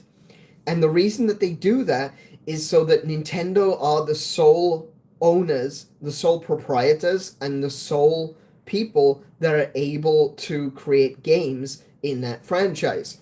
Now, if someone else is to make a Metroid game, they lose that trademark. They have to fight for it. Otherwise, they lose the ability to use that character. Well, not so much that they lose the ability to use the character, but they lose their ability to trade under those particular. Usually, it's used for stuff like I said, like the Nintendo logo. But the Metroid logo is another logo that is trademarked. And another thing as well is, like, obviously, AM2R used sprites ripped directly out of Super Metroid. So there's a copyright issue, there's a trademark issue, and there is a licensing issue. Like a piracy issue. So, morally speaking, you could argue that they shouldn't have. It was just a fan game, etc. But legally speaking, they were not just in the right to do so, they may have had to have done so to be able to retain the trademark of the Metroid logo, for example, right? Because it wasn't just a copyright dispute, it was a trademark dispute. So that's something that they kind of have to do. However, you need to understand one particular thing. Nintendo could have canceled that project at any point during its development. At any point throughout the development of AM2R, they could have come in and just shuttered the whole thing. They didn't. In fact, they waited until 24 hours precisely after the game was released.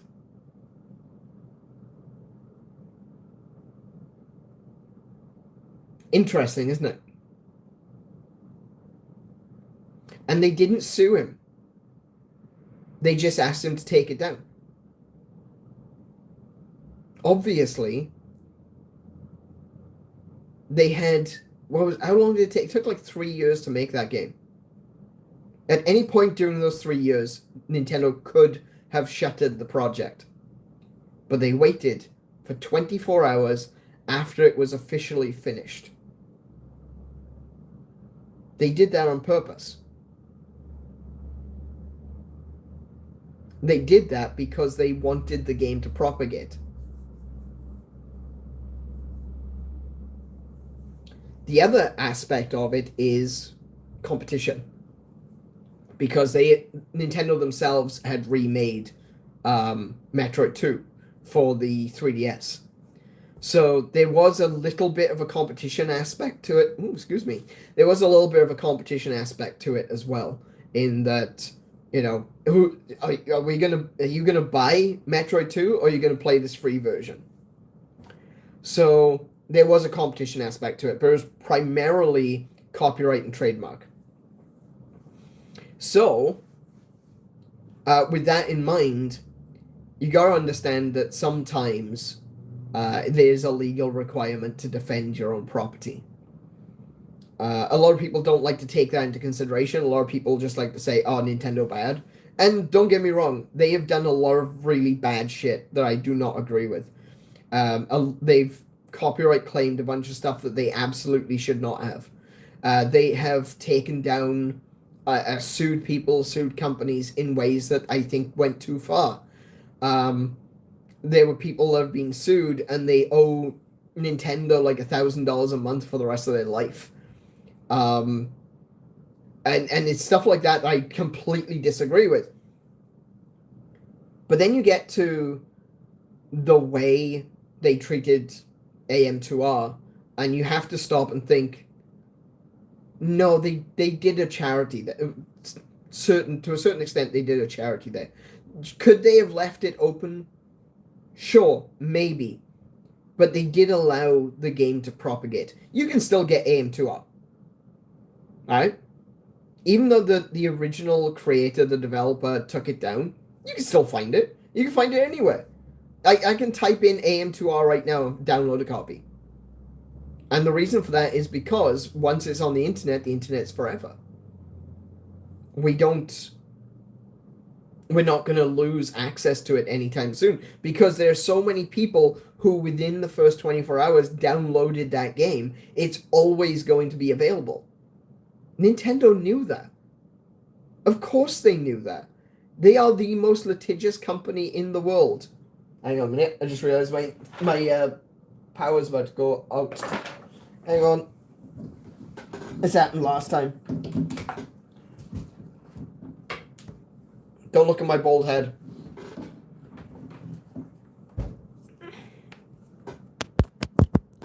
There we go. Yeah, Nintendo are one of the most litigious companies in the world, right? So they know exactly what they are doing. They know full well that they could have taken down AM2R years ago, but they waited until 24 hours after release. Excuse me. Some people see that as cruel. People see that as, oh, they waited until it was ready to release and then they stopped it. Yeah. It means that it got out. It means that that developer was able to post AM2R for 24 hours. It is now forever enshrined in the internet. They had 3 years to take it down and they didn't do it. They waited until after it was actually finished and released.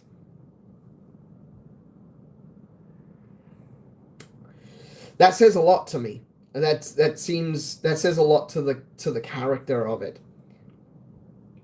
There are a lot of other things, like I said, that I completely disagree with. I don't like people being copyright struck for making fan games. And a lot of fan games have been copyright struck before they were released.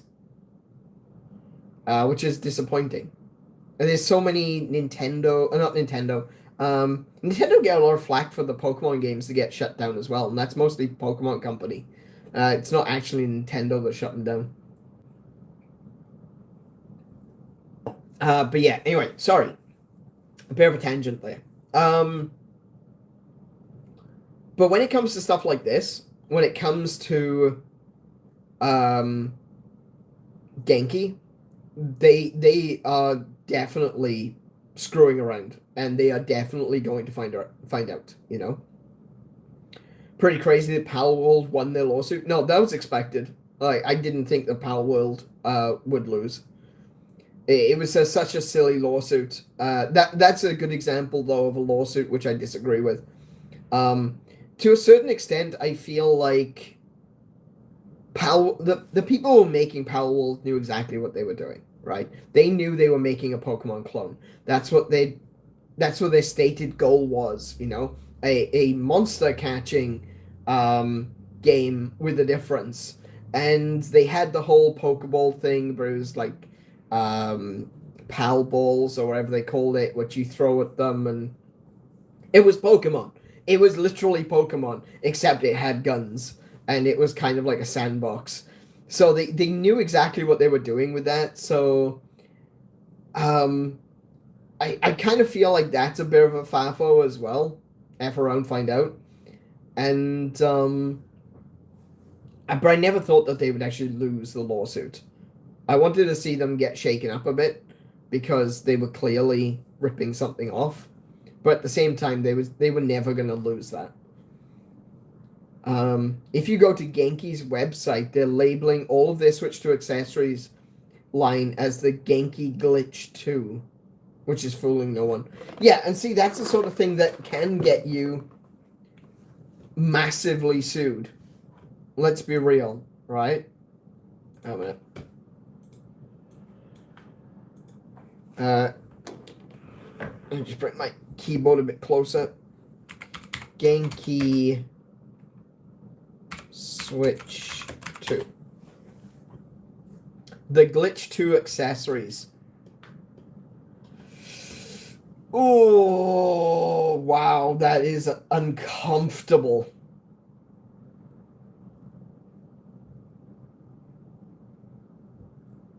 Oh, no.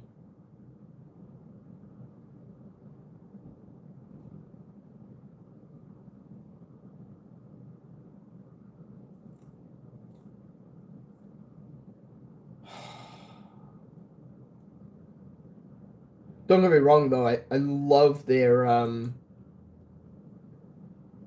grip.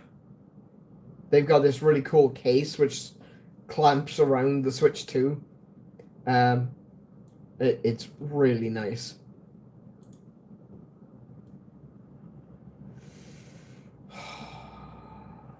What a stupid thing to do. Like, what were you thinking?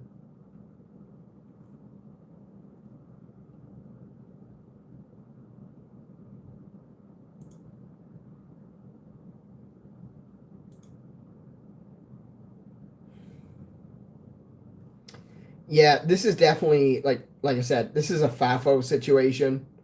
They effed around and now they're finding out. This is kind of deserved. Yeah, I would say this is kind of deserved. Reading line 98 of the lawsuit, defendant's use of plaintiff's trademark is likely to cause confusion or to cause mistake or to deceive as to the affiliation, connection, or association between plaintiff and defendant, or as to the origin, sponsorship, or approval of defendant's goods, services, and commercial activities. Yeah, you can't just... Wow. Okay. Yeah. You can't do stuff like this without a license. Because it's using... Okay, so let me explain something about controllers versus, like, the old controllers versus modern controllers, right? Previously, if you could plug something into, like, an N64 or an SNES, you could create a controller that would work for that console. There's nothing you can really do about that. Anyone can make it. The problem is that modern controllers, modern things like Joy-Cons and such, they use specific firmware and technology that is copyrighted or it wouldn't be trademarked, but it'd be copyrighted to Nintendo. So if you are mimicking that technology, you are basically breaking a copyright, potentially a patent.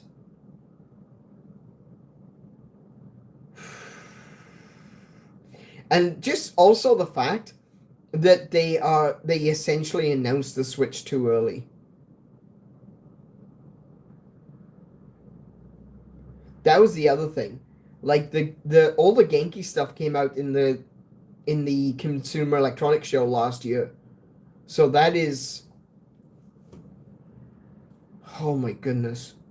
You said Mad Little Pixel did a video on this.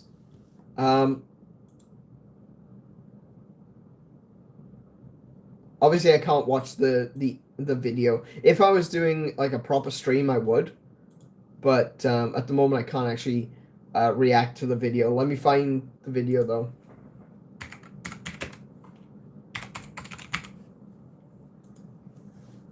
Mad Little Pixel. Lawsuit over hurt butts, leaks, and lies. Oof. Yeah, the butt hurt side of things is probably maybe a bit too much. But yeah, leaks and lies is definitely something that we'll watch his video. Yeah, I'll watch his vid later. Before we do though, I will. No.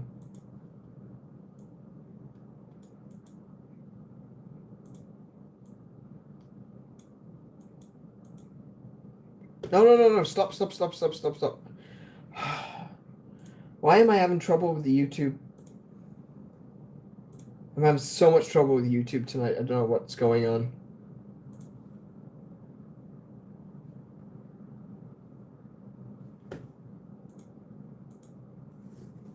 Sorry, guys. Hang on 1 second. There you go. So that's the video for Mad Little Pixel. Check that out. The butt hurt was because of the Genki Direct mimicking the Nintendo thumbnails. Oh, crap. Yeah, of course. I didn't even think of that.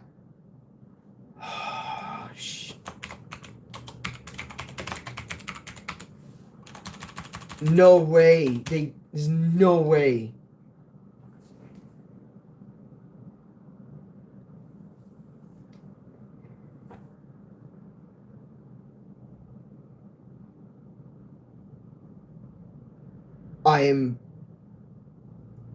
This is insane. Hang on a minute. Let me do a pickup here a second. Can I switch? How do I hang on a minute. I've done this before. How do I do this? No. That one. Look at this.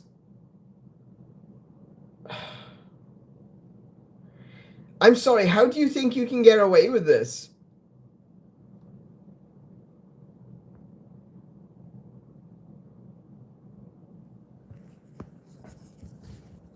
Sorry. Oh no, earthquake happening. Sorry. There we go.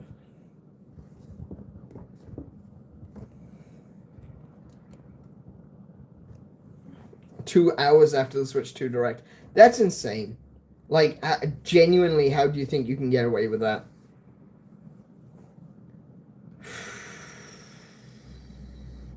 So the thumbnails... hang on a minute. That's all right.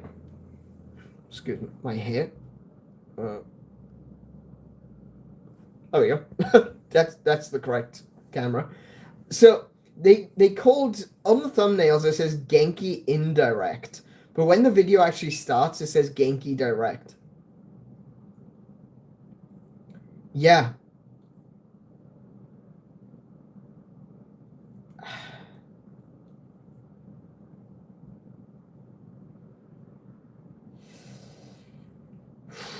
That's bad.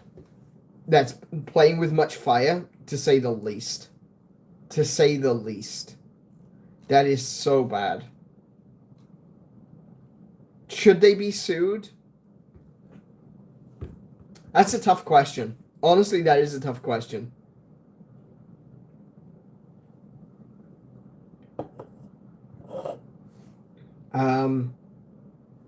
I don't know. Hard to say.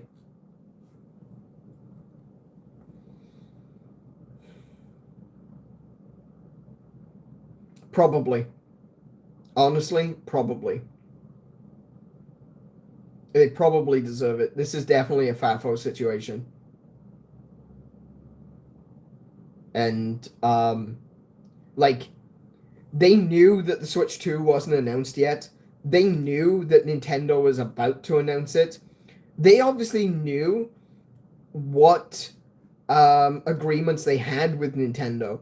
So if they had a license, if they had a contract with Nintendo, they knew what that included. So that's insane. And especially if they didn't have a contract with Nintendo, they knew that too. This is misdirection. This is misleading. That isn't just something that you can sue for. That is also potentially illegal.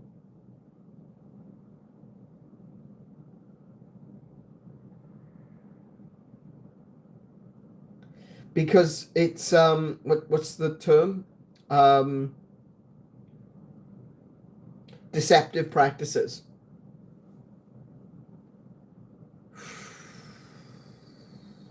False advertising, advertising fraud.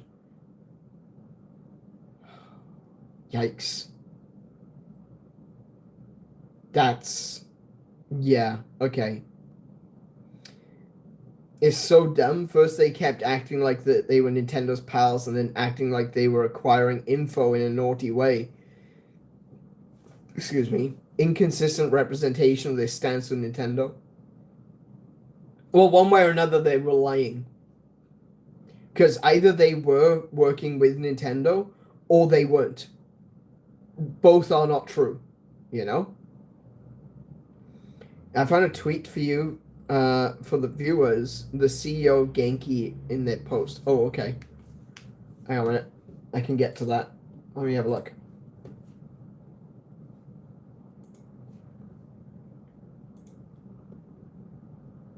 This is nuts. Like, I am genuinely shocked by this. I didn't think anyone would be this stupid. Genki ninjas infiltrate Nintendo Kyoto HQ. No. They took a photo.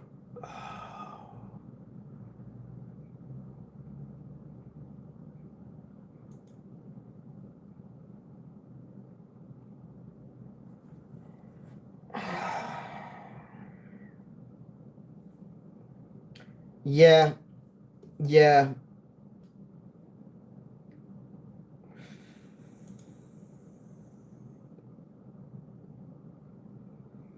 This is how you get yourself thrown out of the treehouse, like literally.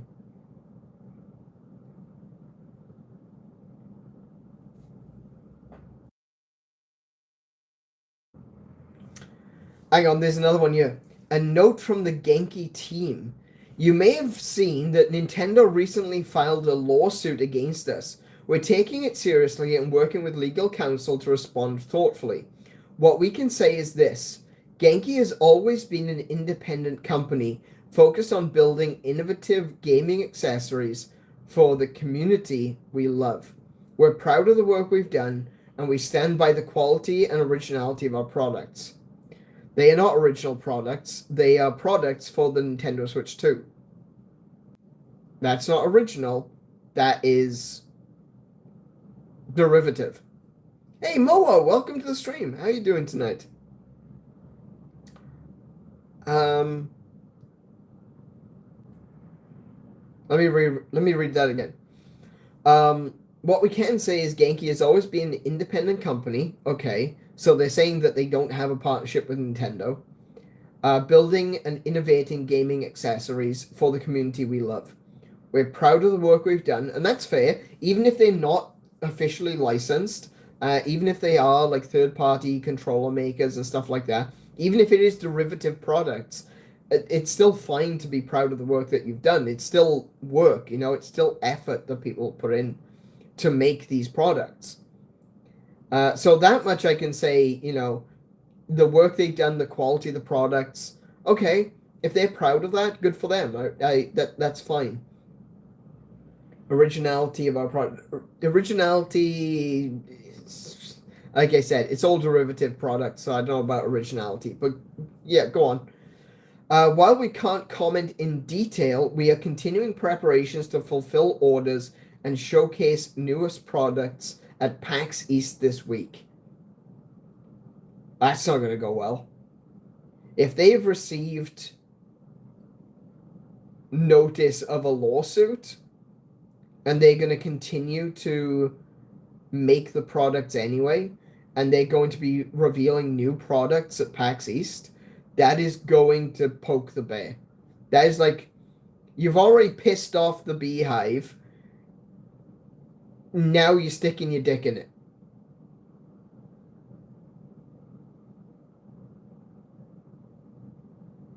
That's not good. That's really not good.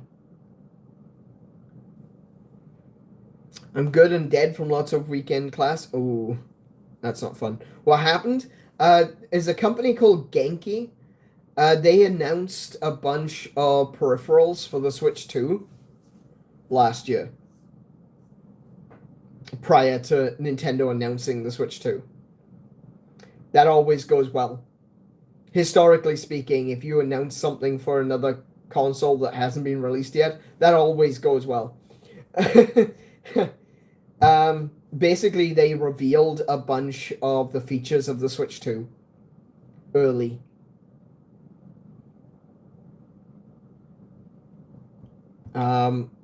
Yeah. So if they're going to be, like I said, if they're going to be going to PAX East with a bunch of new products, that's going to be a problem. Because that's just going to be, we filed a lawsuit, we gave you ample notice of the lawsuit, and you went and did it anyway. That's going to get them in trouble. We're grateful for overwhelming support we've received so far. We'll share more when we can, but for now, we're staying focused on doing what we do best, building gear for gamers. Now, I don't have experience with Genki products, okay?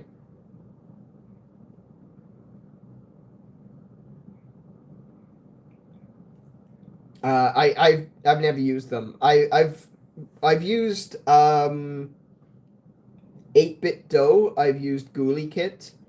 What else have I got? I think mostly I've just got 8-bit dough. Oh, and Retro Fighters. So there are a bunch of different controllers that I really do enjoy using.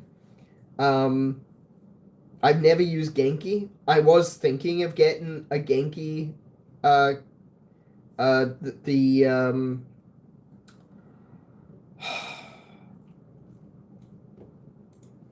What's it called? The attack vector. The Genki attack vector, which is a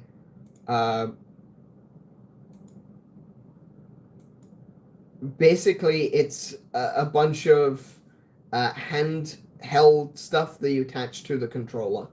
So that you attach to the Switch. It makes it easier to hold the Joy-Cons. I think the attack vector looked pretty cool. It's got swappable grips for different hand sizes. It's kickstand compatible, it's dock compatible, so you don't have to remove it. I think that the attack vector was a really good looking product. But I don't know. I haven't used any Genki products before. So I can't speak to their quality. That they could be absolutely right. If they're proud of the work they've done and they stand on the quality, good for them. That's fine. But yeah, the response.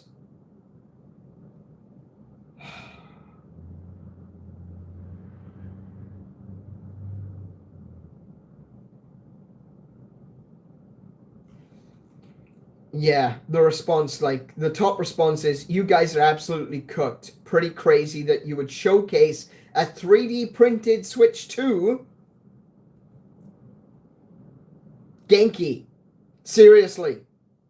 You They showed a 3D printed Switch 2 at CES last year. Before the console was even revealed.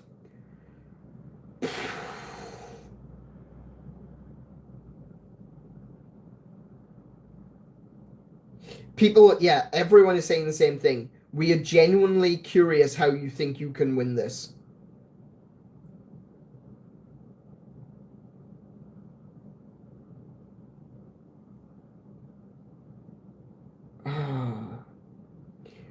This person seems to be kind of on their side. They're saying, I love the products that you all make, but this was a risky decision.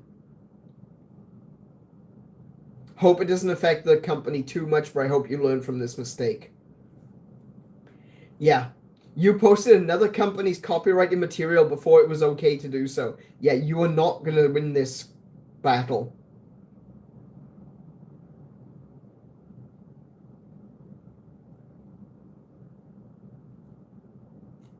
Good grief. That's insane. Genuinely insane that they would do something like that. Okay. Chatting stream currently talking about Nintendo suing Genki for infringing. Oh yeah, okay, catching up. Cool. Yeah, that's nuts. That is genuinely insane. I wish I was doing this on the PC, which I had the proper thing with the overlays and everything. Because this is genuinely nuts. Oh, excuse me. I got hiccups. I haven't eaten today. Wow.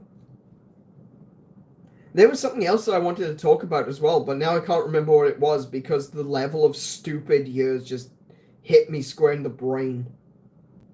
I feel like I've gotten dumber from reading this.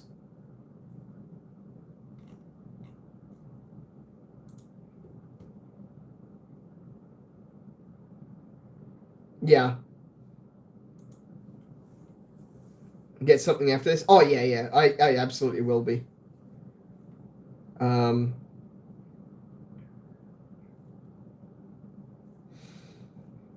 Wow. Okay. Yeah, that was stupid. That was stupid.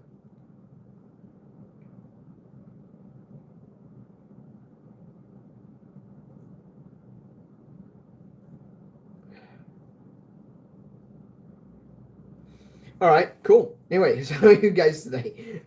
Move going smoothly. We're 6 weeks into a move, so I don't think smooth is the correct way of describing it.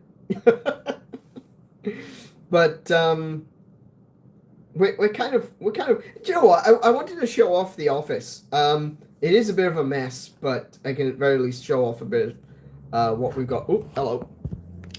Hang on a minute. How does this thing work? I'm gonna have to disconnect it. There we go. Okay. So, I've been. Oh heck! Right there we go.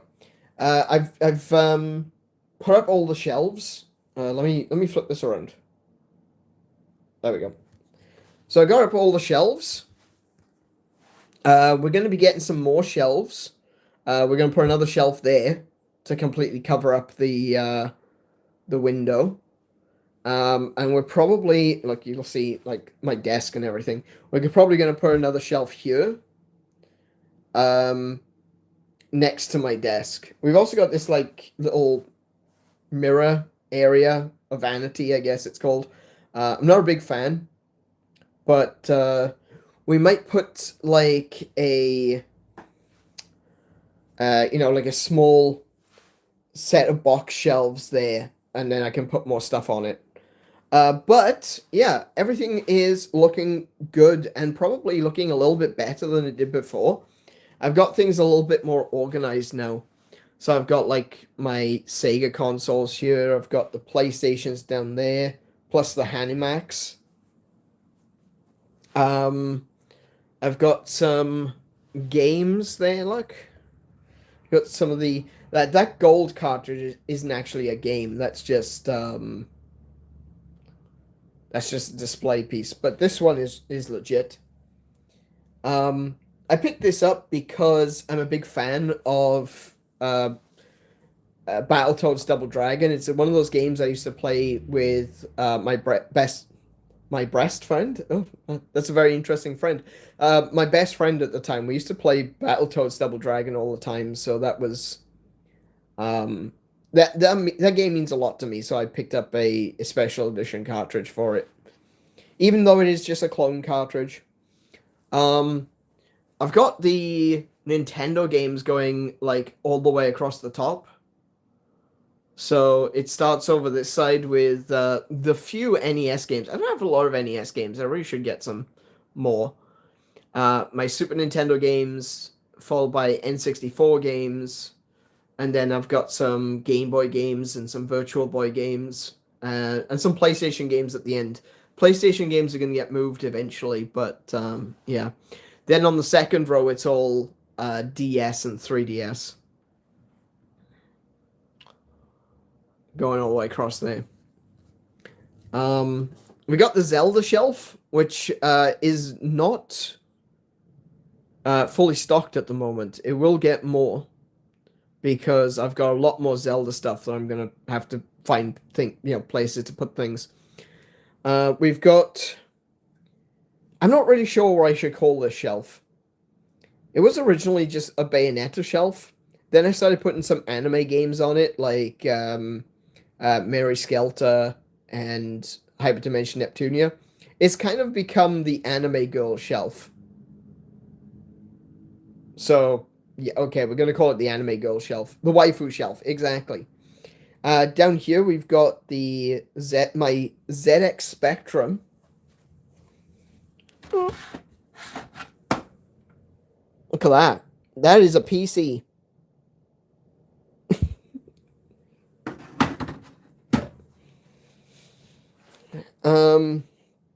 I'm planning on doing a video on the ZX Spectrum in the future, so you'll get to see more about that later. Yeah, that is the whole PC. Older than some of the viewers? Definitely. With the cassette player. Yeah, it's got the cassette player like built into it, so just gotta hold it right so people can see it.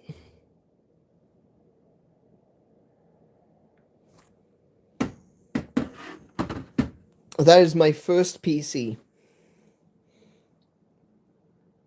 Yeah, the games are all on cassette tapes. All the cassette tapes are actually in the wardrobe there, which I'm not going to open today, but yeah. So going across, we've got some PC game stuff, I guess.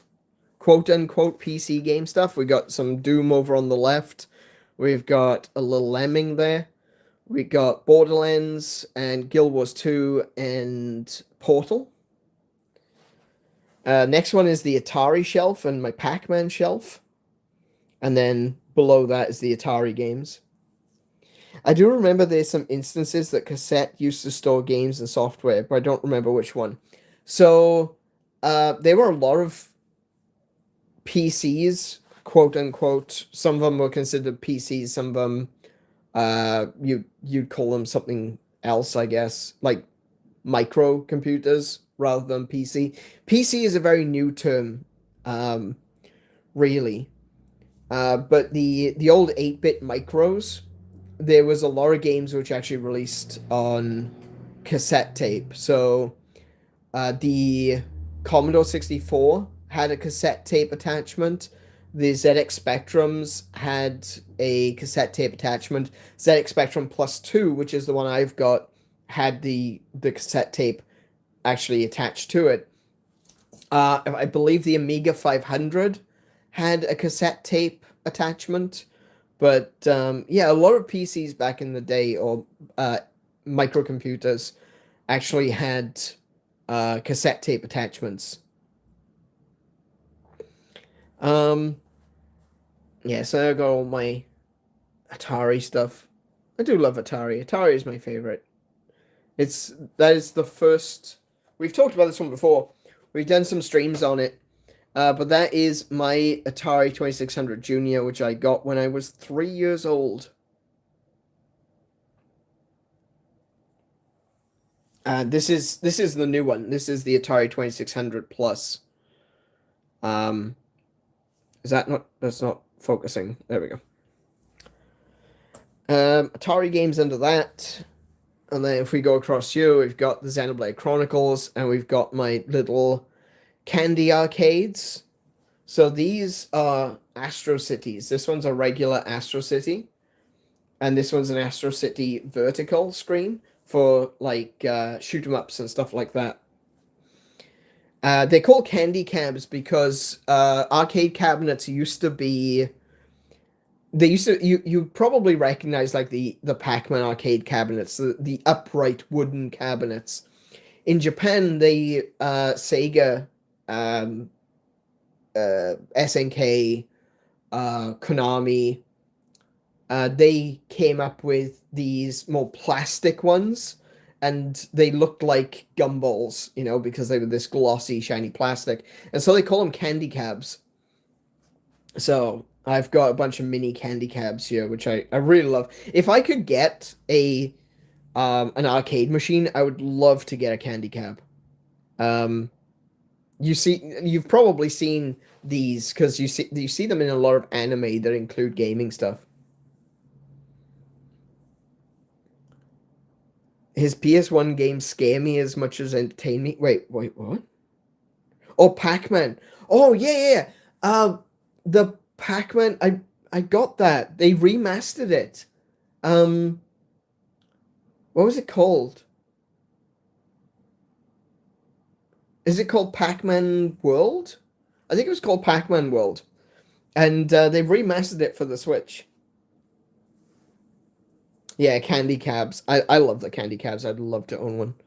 Yeah, that's a remaster. It's called Pac-Man World Repacked. Okay, down on the next shelf, we have these have been my favorite little collectibles. Let me get out of my own light for a second. Look at these little Kirby collectibles. They're so pretty. Right, and they're called Kirby Swingers. Oh. And I immediately killed Waddle Dee.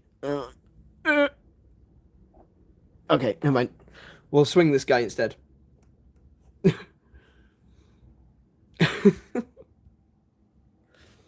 Can you tell I didn't plan this? Right. Hold on. Okay. So we got some GameCube stuff down there. We got some Wii. All the way to the Wii U. And we got some Xbox and then PlayStation stuff over this side. But, no, one thing I'm really happy with is the fact that I'm able to put out my consoles properly on display. So I've got, like, the NES up there. My Super Nintendo from when I was a kid. Virtual Boy, Nintendo 64, my GameCubes, and my Wii and my Wii U. But, yeah, I'm really happy with how it's looking. There's going to be like I said, there's going to be another shelf there. Probably one of these, because I've still got some more consoles to put on display. But then I want to put one of the wider ones over this side. Next to the desk, because there's still a few things that I want to display. Like I've got some Splatoon stuff. I also want to do something with that, because obviously where my desk is, you can still see the window. And what I was thinking was maybe putting up a pegboard so I could hang my controllers on it, because I do like controllers, and I like to display the controllers if I could. But it's still a bit of a mess. There's still a lot that I'm trying to find places for.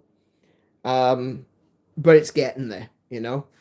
When you've got a lot of stuff, and I'll be real, I have a lot of stuff, right? Finding places to put everything is a bit of a chore, a bit of a grind. But, yeah. Take your time on arranging those. It'll definitely look good later. I think it will. I honestly think it looks really good now.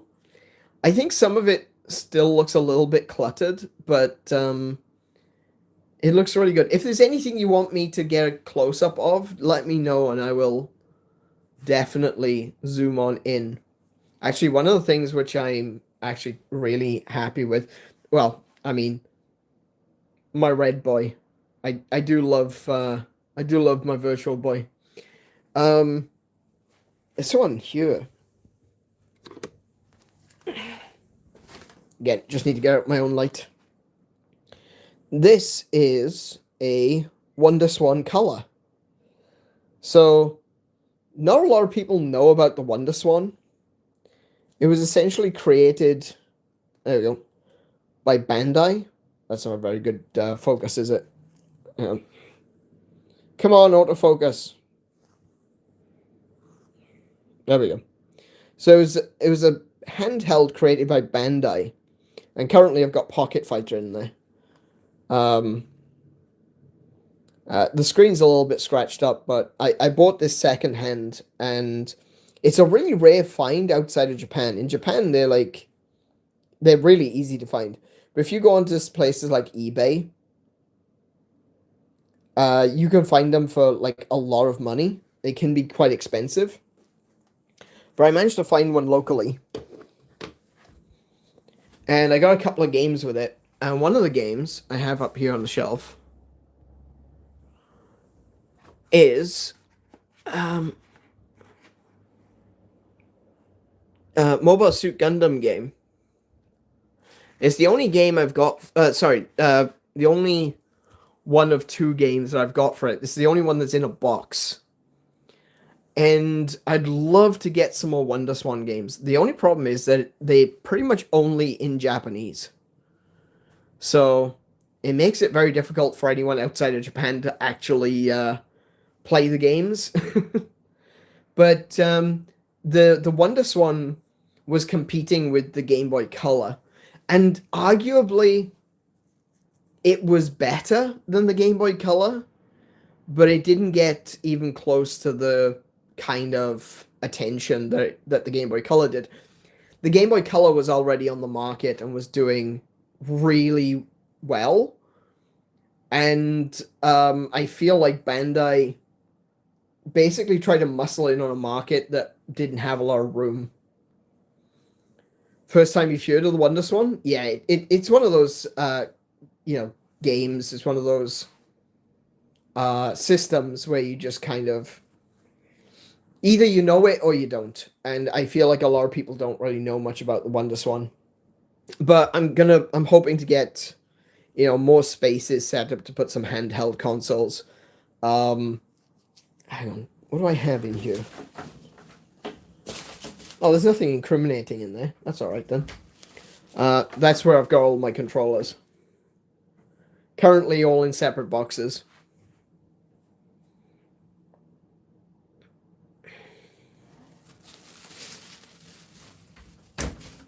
That's a bunch of rubbish. Just want to make sure I want to make sure there's nothing with addresses in here. Look, there's my Xbox. And some 3DSs.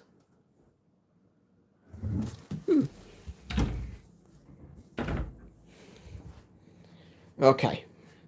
Let me put us down, because otherwise my camera's gonna die now.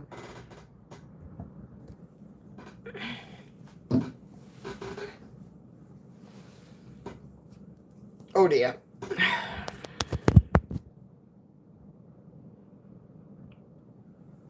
Alright.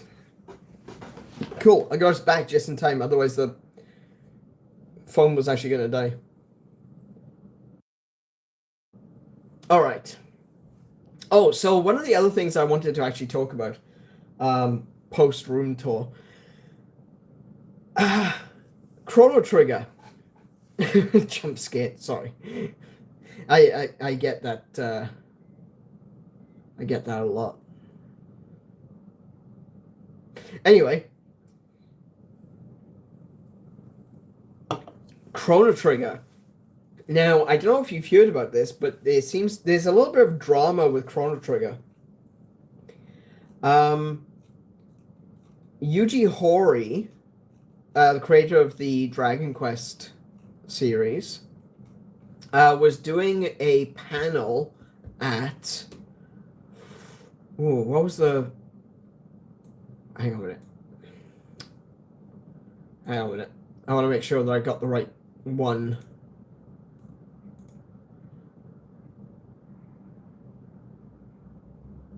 Comic-Con Napoli. Okay, so Yuji Horii was at Comic-Con Napoli, and a translator told the audience that there was a Chrono Trigger remake coming. However, people who have listened to the panel that speak Japanese have all said he didn't say anything regarding a remaster. So there's currently a bit of drama involved because there's people saying, oh, look, the translator said that there's going to be a Chrono Trigger remake and it's going to be a HD 2D Chrono Trigger. But Yuji Horii didn't even mention it. And it seems to have been a mistake by the translator. So, yeah, kind of strange. Though it does seem that the translator also went back to Yuji Horii and said, oh, I think something along like, you can see that he's whispering to him. And Yuji Horii like covers his mouth as if, oh, oops, sort of a thing. But he doesn't go on to correct himself, and he doesn't go on to like double down on it. But he does say that there's a few people that are saying that it's such a weird situation right now because no one really knows whether it's actually coming or not. It's become one of those things. So I'm watching a couple of people on X who are talking about it. 𝗦𝘄𝗶𝘁𝗰𝗵 and Toshi. And Toshi linked me to Genki, who is a Japanese... he does like Japanese gaming news. He does some leaks and stuff like that. He is a member of the video games industry, so he tends to have some really good information. If you're not following any of these, I would recommend doing so. The 𝗦𝘄𝗶𝘁𝗰𝗵 sorry, let me try that again. On X, it's at the 𝗦𝘄𝗶𝘁𝗵, Retro Toshi, and Genki_JPN. So these are the people that are currently talking about it, and myself as well, of course. Yeah, it seems like it was just a mistake, but as is the way,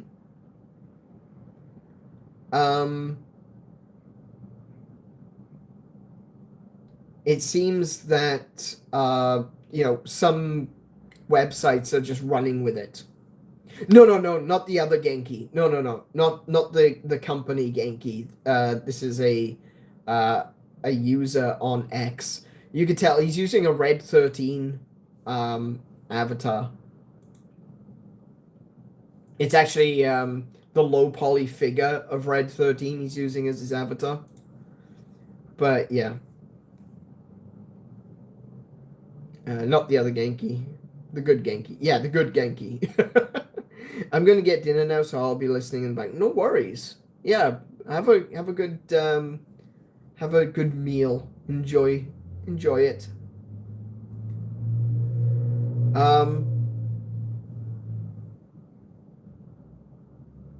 So what's happened is, okay, so let me just go from beginning to end very, very quickly here.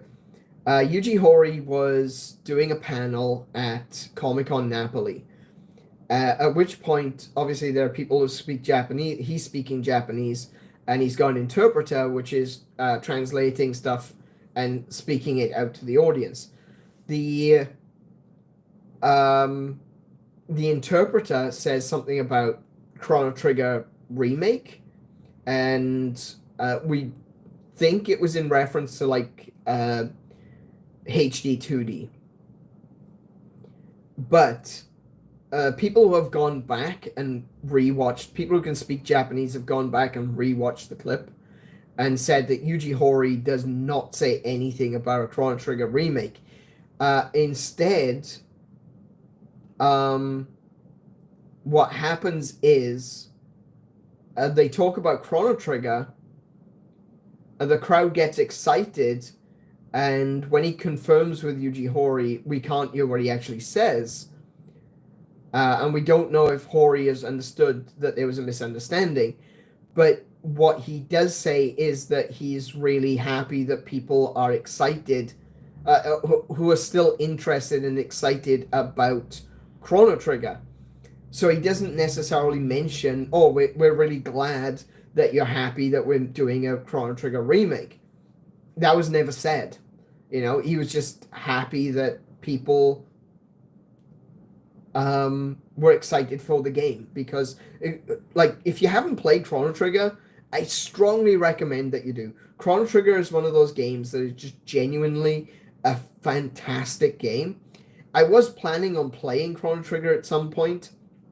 I talked about this just before we started moving. I was saying that I wanted to play a retro game after Final Fantasy X.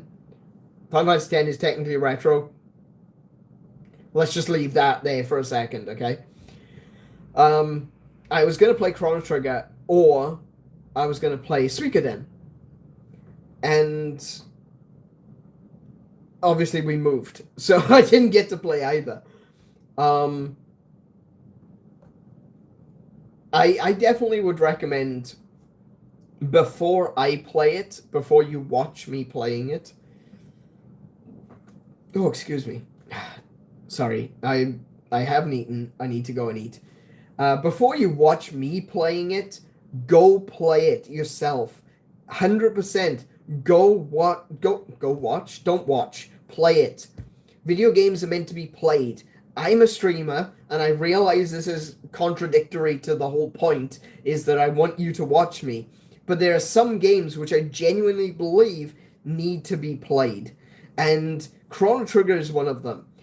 Don't go looking for a Let's Play. Don't watch someone streaming it. Don't even watch me streaming it. Do not play it. It is a fantastic game. It is one of those games that you need to experience as opposed to watching someone else experience it. It's a completely different feeling to go through it and understand what is happening. It can be a little bit confusing for some. I didn't really find it very confusing, but some people have said that some of the things, it's time travel related, so some people didn't get it. But I still strongly recommend, before watching anyone else playing it, before watching me playing it, please play it yourself. It is available pretty much everywhere. You can get a pirated copy if you really wanted to. I do not condone piracy. Yo ho. So you can go and, you can get yourself a copy pretty much anywhere. It is currently being re-released on Steam. I think it might be on the Epic Game Store as well. I'm not sure. I'll have to look that up. Let me just quickly... store.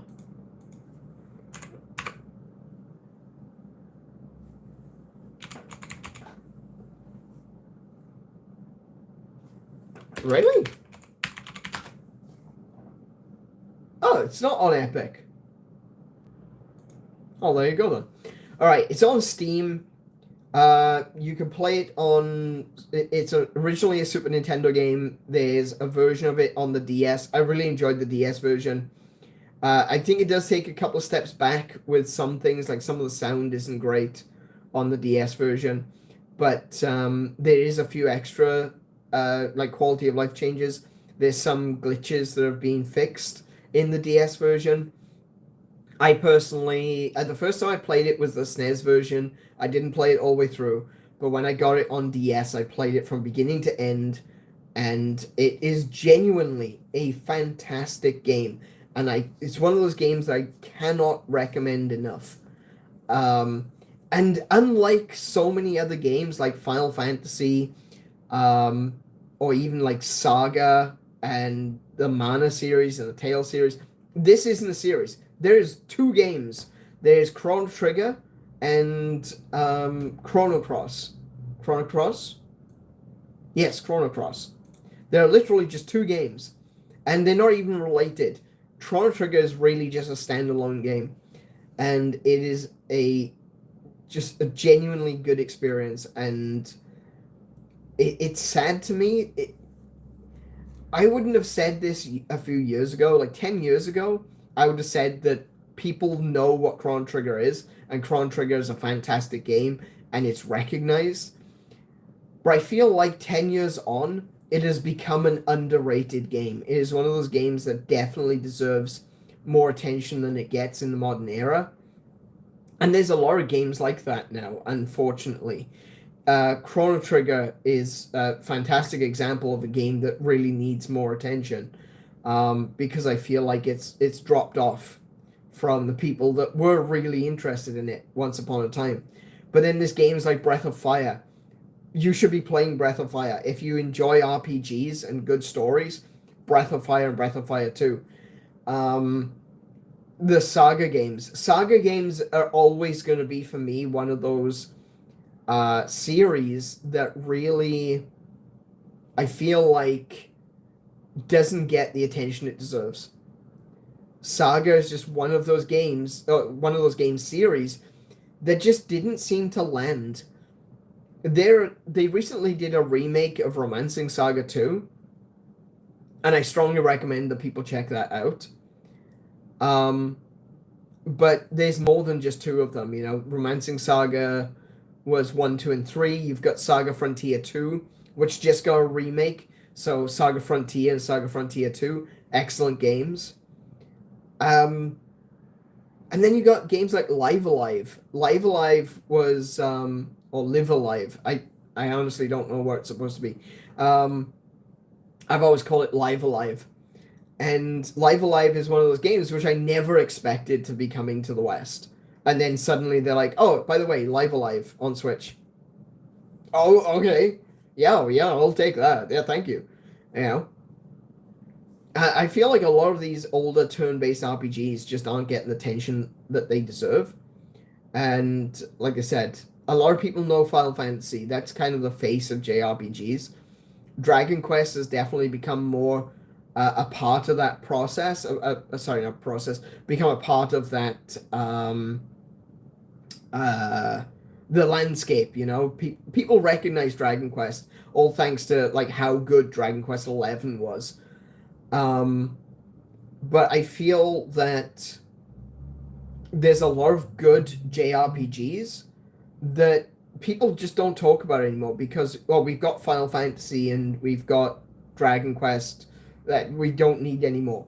Yes, you do. You do. You need Chrono Trigger and you need Breath of Fire and you need the Saga games. They are all excellent games. So yeah, I will play Chrono Trigger at some point in the future, but please do play it for yourself first.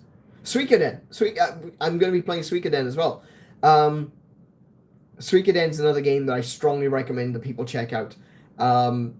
Jay from Square Pegs, his favorite game ever is Suikoden 2. So, you know, check that out as well. Actually, check out Square Pegs in general. Like, he's done a few videos on Suikoden. Though, he does call it Suikoden. I'm not convinced that's how it's supposed to be said, Jay. Not gonna lie. But it's a good game, and it's something that Jay loves, and it's a game series which I haven't had a very good experience of, in terms of I had an emulator for Suikoden 1, and it was rubbish. The emulation was terrible, and I didn't get to play it much. But now that it's actually released on Switch, I'm playing Suikoden. I met a teenager who didn't know what the Looney Tunes. And here I am visibly aging on stream. Okay. Easily there are gamers that don't know Chrono Trigger. Oh, absolutely. No, there aren't. There are so many people that when we're talking about Chrono Trigger, like even in this conversation on Twitter, when people are talking about Chrono Trigger, people are saying things like, "What's so good about Chrono Trigger?" Like, is this a game that... There are some people saying, like, if Chrono Trigger was that good, it would have gotten a series. No, that's not how games used to work. There were some games that got sequels, but back in the day, a game could be a standalone game, and it worked. And Chrono Trigger is one of those games. It's on sale on Steam right now.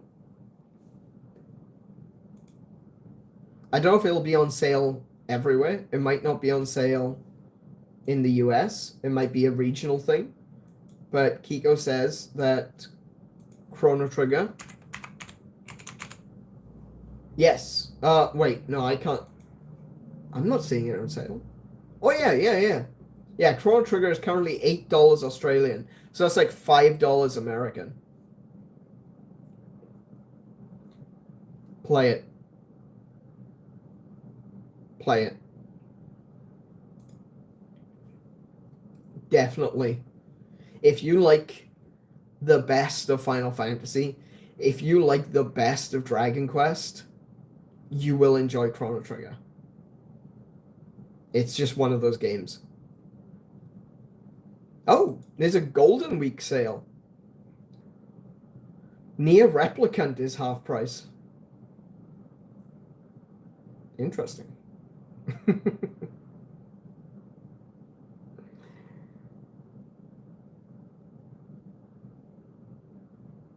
Okay. Actually, there's a lot of games on sale. The Kingdom Hearts series is like 50% off.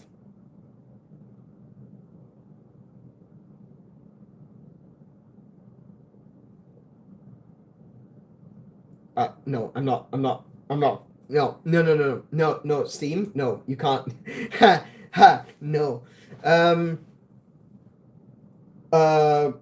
Yeah, so that's the Chrono Trigger drama at the moment, is that currently we're in...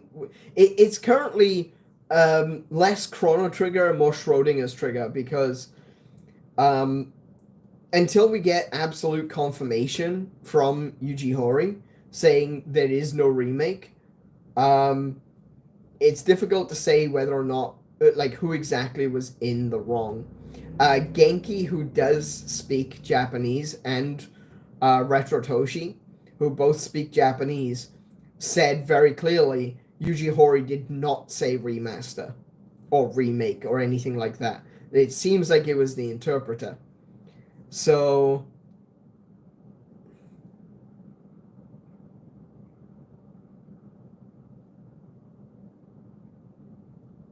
Genki himself says, it seems like the interpreter just made that up himself. I don't think Yuji Horii said that at all, because probably he doesn't know what's happening because of the mistranslation. So basically, Yuji Horii said something, the translator cocked up the translation, repeated the translation back to Yuji Horii, who agreed with him. So... Yuji Horii only speaks Japanese. The translator speaks Japanese and Italian. And the Italian translator, basically, if Yuji Horii said Chrono Trigger, and then the translator says Chrono Trigger Remaster, and then turns to Yuji Horii and says Chrono Trigger, and Yuji Horii says, yes, Chrono Trigger. But he translated it as Remaster. That seems to be what the issue is. So, yeah.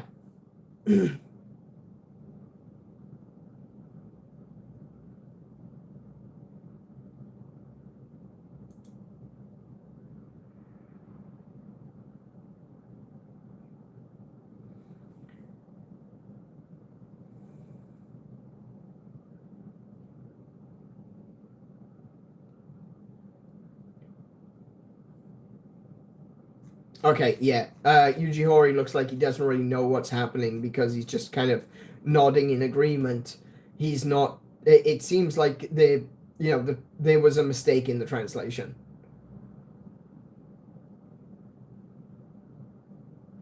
But Hori himself didn't actually say anything during the panel, which was Chrono Trigger is getting a remake. It was kind of like a game of telephone. It was if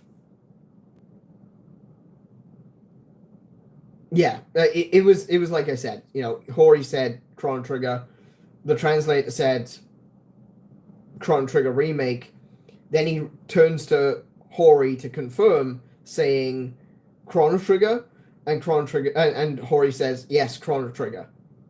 But what the translator actually said in Italian was remake, which that seems to be what the situation is. I can't say with any sort of certainty. I can't speak Japanese. I'm sure anyone who could speak Japanese, if you go to Genki's, actually, I've got a link here. Let me. I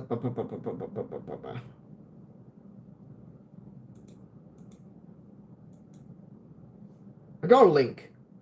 If you want to check it out for yourself, I strongly recommend that you do, especially if you can speak Japanese. Oh wow, that looks amazing. All right. Check it out for yourself. Confirm whether or not he does say Chrono Trigger or Chrono Trigger remake, and make a comment. Even we talked about this already. I've got social media. I've got on X. I'm on Blue Sky. I'm on Threads. Go over to one of my social medias and say, hey, I just listened to this video, the video which I've got linked there in the comments. Let me know. Say, hey, actually, Hori does say remake, or confirm that he doesn't actually say remake.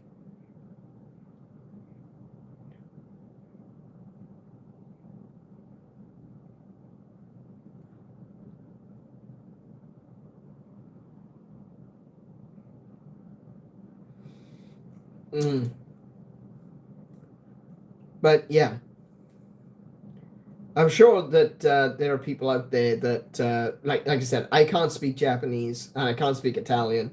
I'm better with Italian than I am with Japanese. But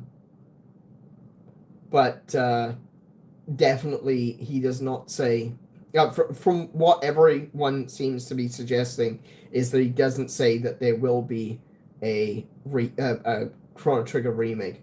And that's fine, because let's be real. I've played the Final Fantasy Pixel remasters now, and I'm not a fan. I'll be honest, I'm not a fan. There's so many things that I feel like they cocked up, that they really broke. One of the things is, like, some of the things are so simple, like the way that sleep and blind works, and the fact that you can't tell if an enemy is asleep or not. And things like that, that's so basic.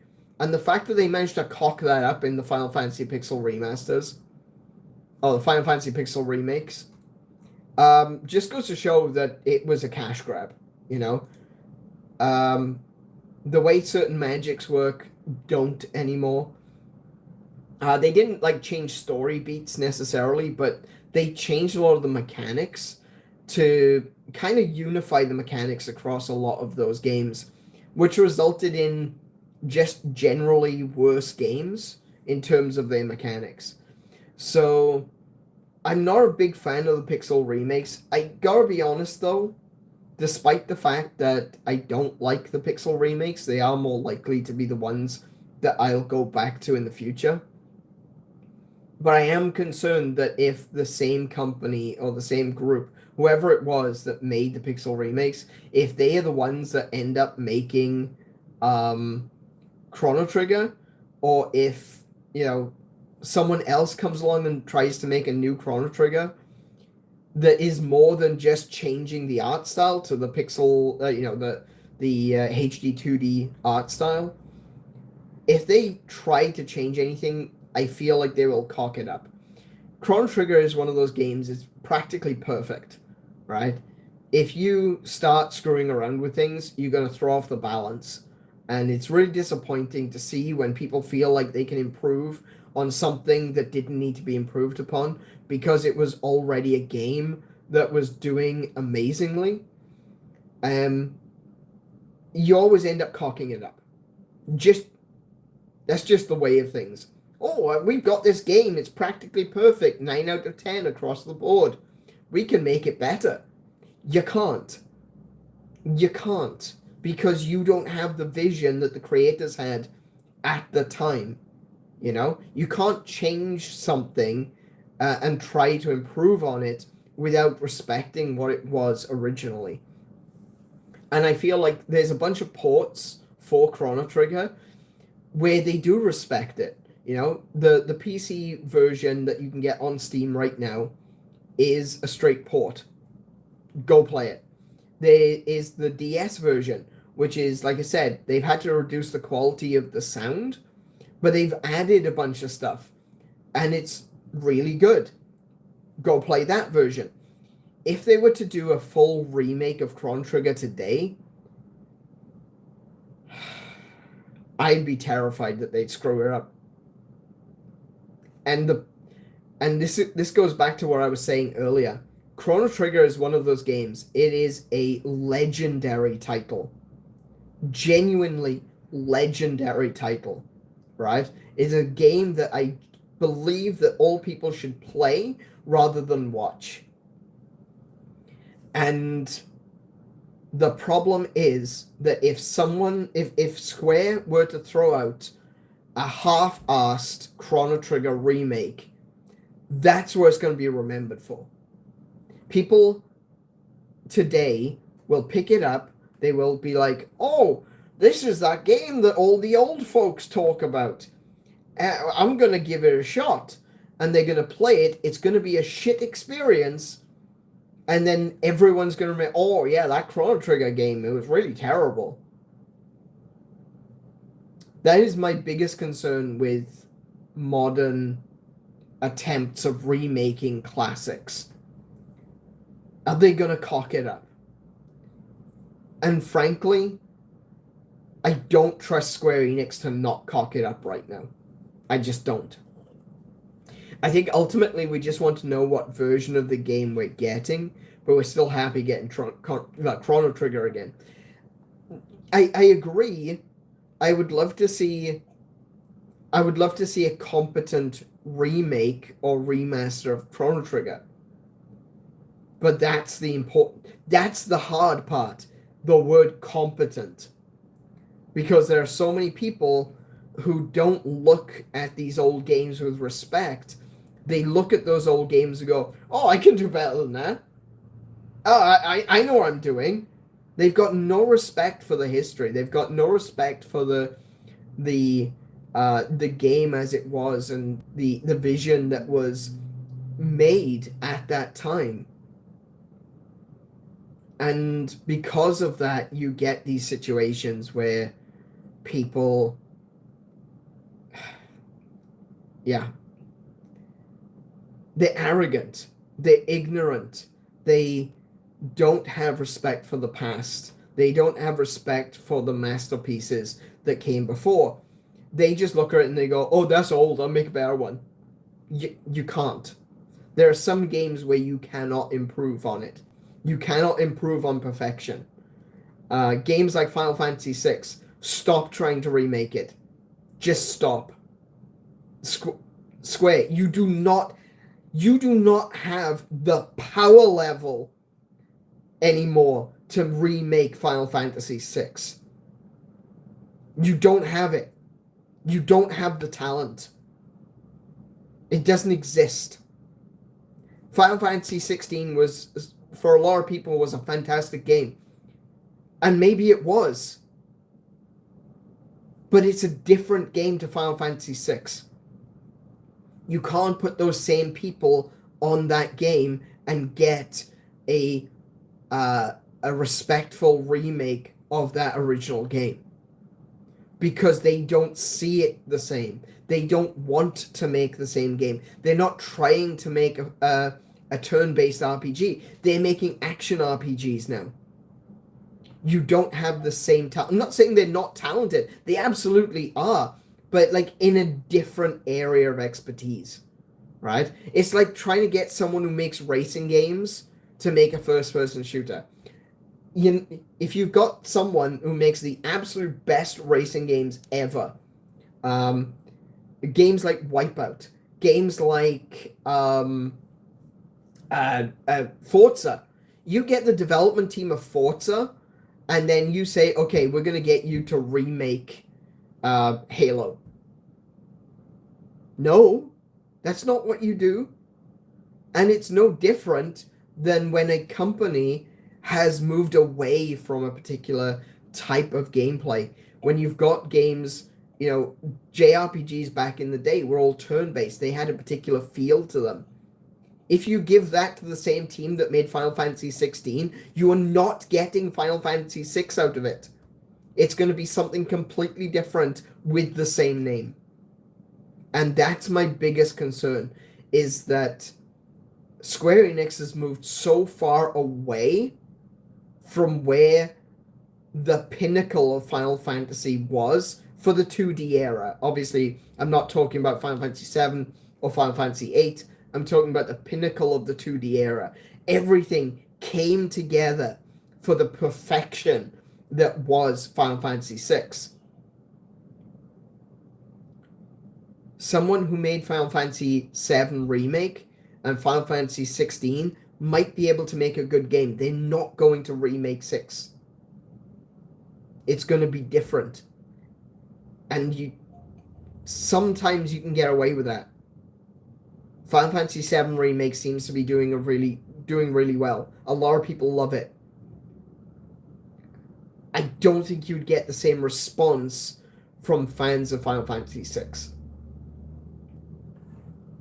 Sorry, hang on a second. There's actually a Steam review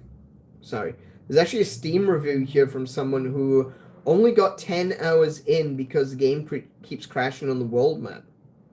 Wait, is that Chrono Trigger or...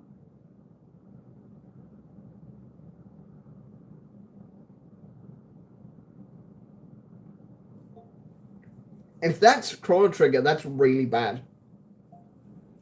That is really, really bad. And this is exactly what I mean. Hang on a minute. The Steam Chrono Trigger keeps crashing.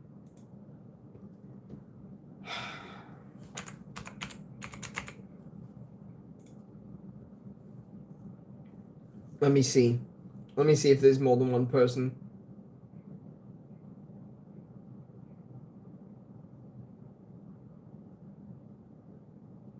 It's got the high resolution graphics. So high resolution graphics is code speak for shit. But you can disable them. And it's got frequent crashes to desktop, which you... okay.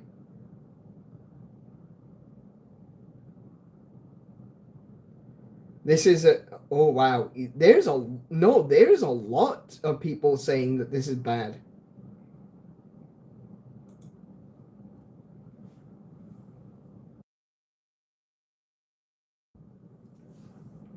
This game is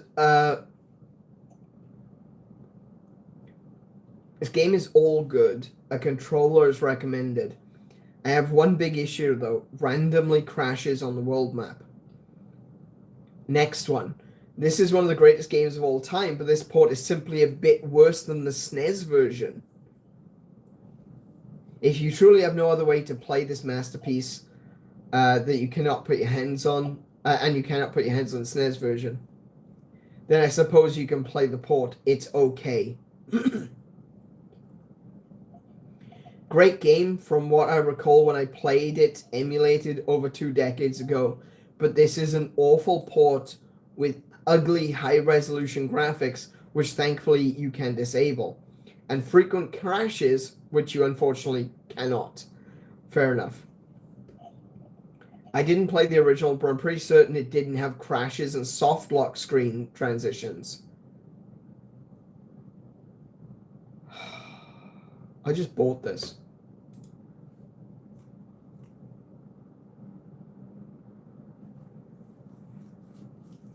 It's fine. I paid for it. I'm gonna emulate it.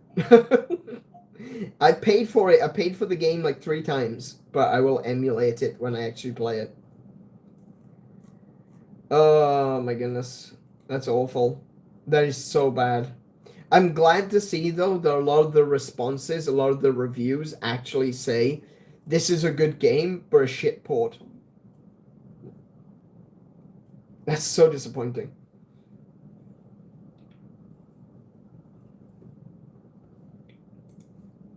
That is thoroughly disappointing. Emulate the PlayStation version and the animated cutscenes. DS version also has the anime cutscenes, but like I said, it does have the lower quality sound. Maybe I will do the PlayStation version. I'll have to look at the version differences and see what I actually want out of it. I think that Chrono Trigger on the DS has an additional dungeon. And I don't know if that's in the PlayStation version. I'd have to have a look.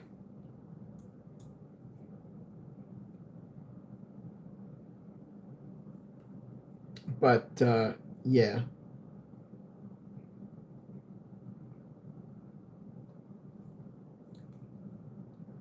There was another one. There was something else that I wanted to talk about. Oh, well, I guess there is one thing to talk about, and that is as we are coming to the end of this stream, I think the last thing to really talk about is where am I going from here? What are we doing next? We've already talked about the Monster Hunter channel, and we kind of talked about what I'm planning to do in the near future. So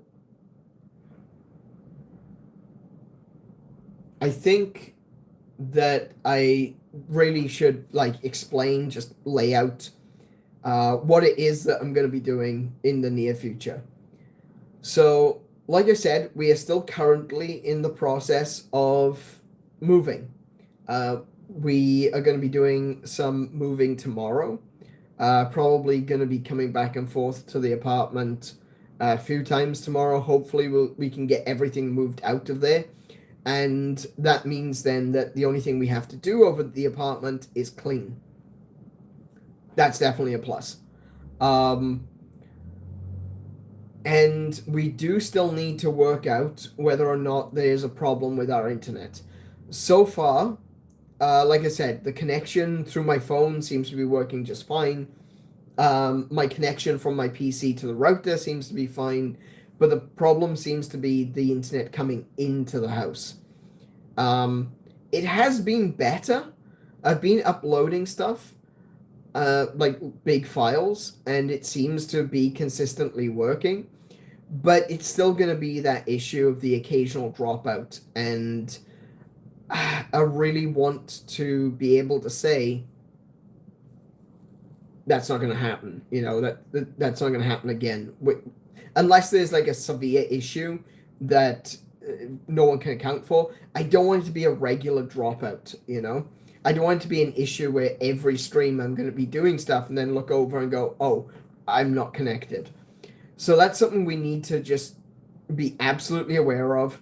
I wanted to get our ISP to come up and take a look last week, but we've just been so busy, and Kiko was sick. I'm still kind of sick.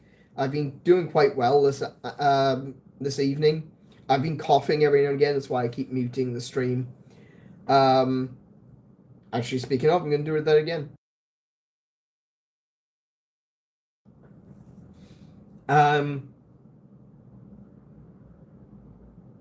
So, we're still working on it. We're still getting things sorted. Hopefully, we will get the ISP out to take a look, make sure that the connection is. It might even be the NBN.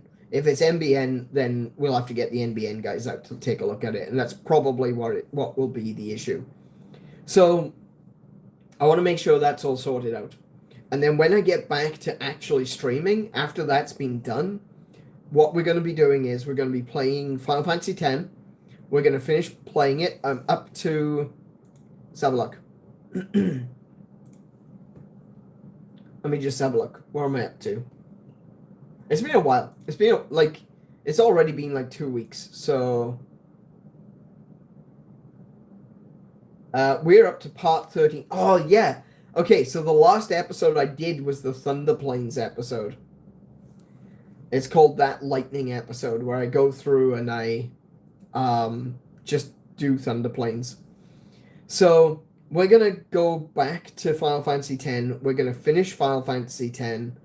I'm going to, rather than doing it like playing 3 different games during the week, I'm just going to focus in on Final Fantasy X. And we're going to play as much Final Fantasy X as humanly possible until such a time that it is finished. I will also be playing, I know I just said we're going to be focusing on Final Fantasy X. I'm also going to be playing Monster Hunter. So, Tuesdays and Thursdays.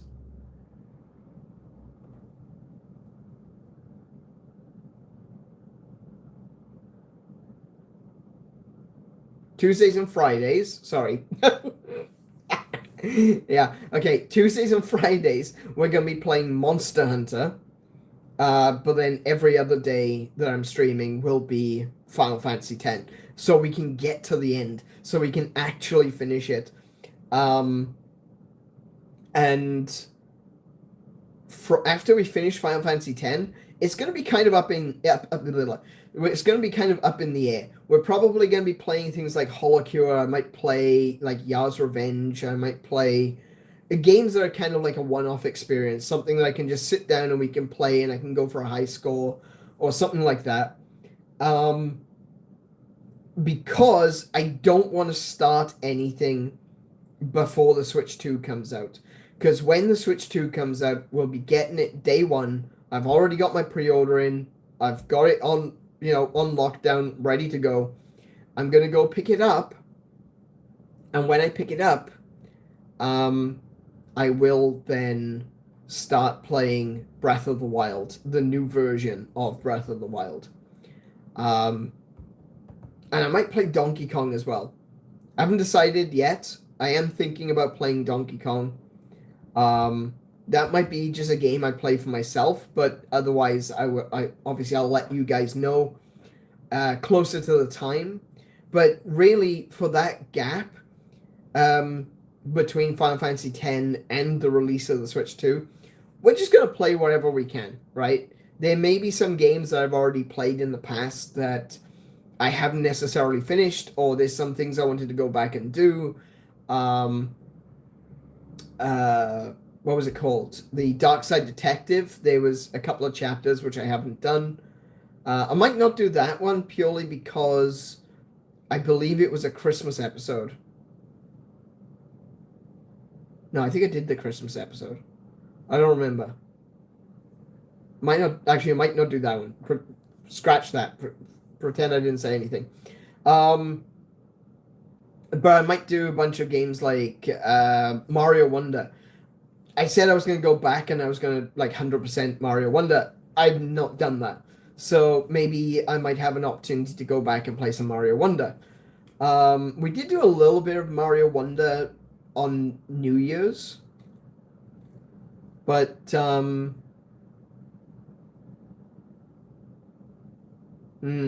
should probably cut that out of the New Year stream and have it posted on the channel as a separate thing. So yeah, that's currently the plan, is that I want to get Final Fantasy X done. I want to get back into playing Monster Hunter regularly, but also between now and when and possibly next week, like I said, I might not be able to start streaming immediately, but between now and when I do start streaming again, I will also be uploading the Monster Hunter streams from my second channel. So please do check out those videos when they get uploaded. and give them the thumbs up, give them a comment and stuff like that. Get some attention on them because, of course, they are streams that I've already shown before. I just want to get them onto the channel, to get them uploaded so that people can, if anyone wants to go back and rewatch all of my Monster Hunter Wild stuff, that they can watch it all on the same channel. They don't have to jump to a different channel and come back.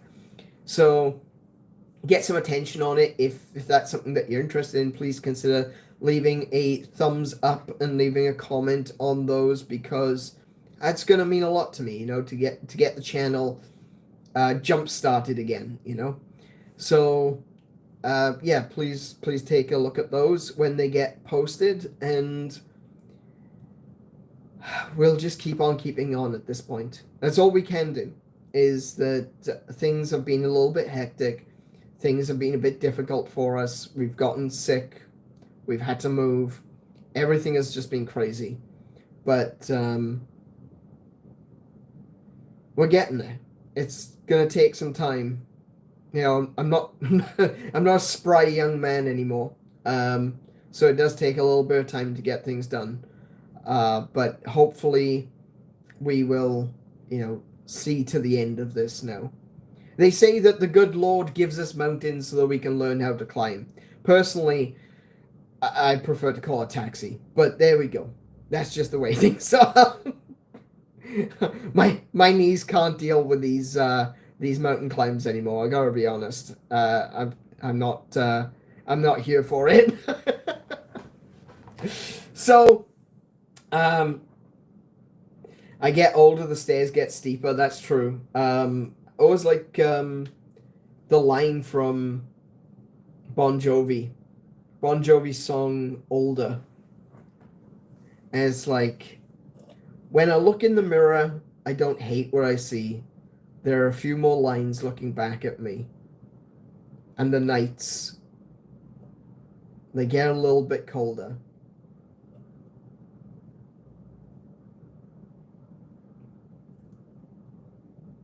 Then it's, hey man, I've got to run, but you take care. If you see Coach, tell him, if you see Coach, tease him that I cut my hair. I kept the faith, and in the end, I believe I'm just older. Not old, just older.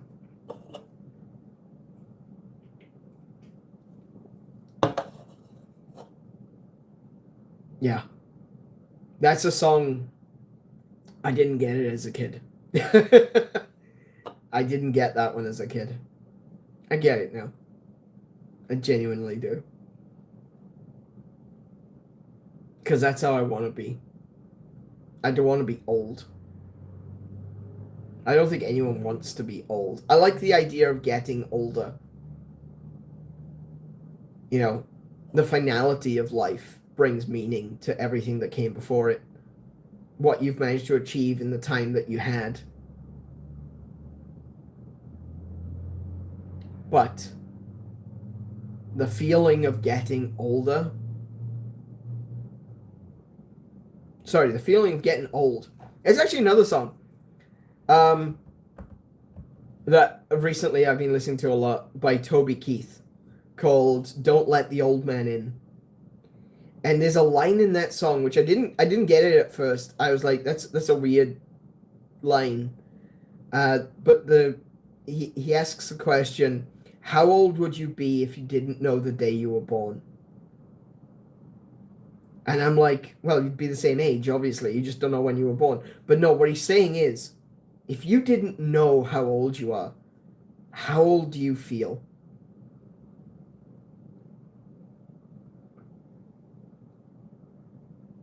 That's hard. How old would you be if you didn't know the day you were born?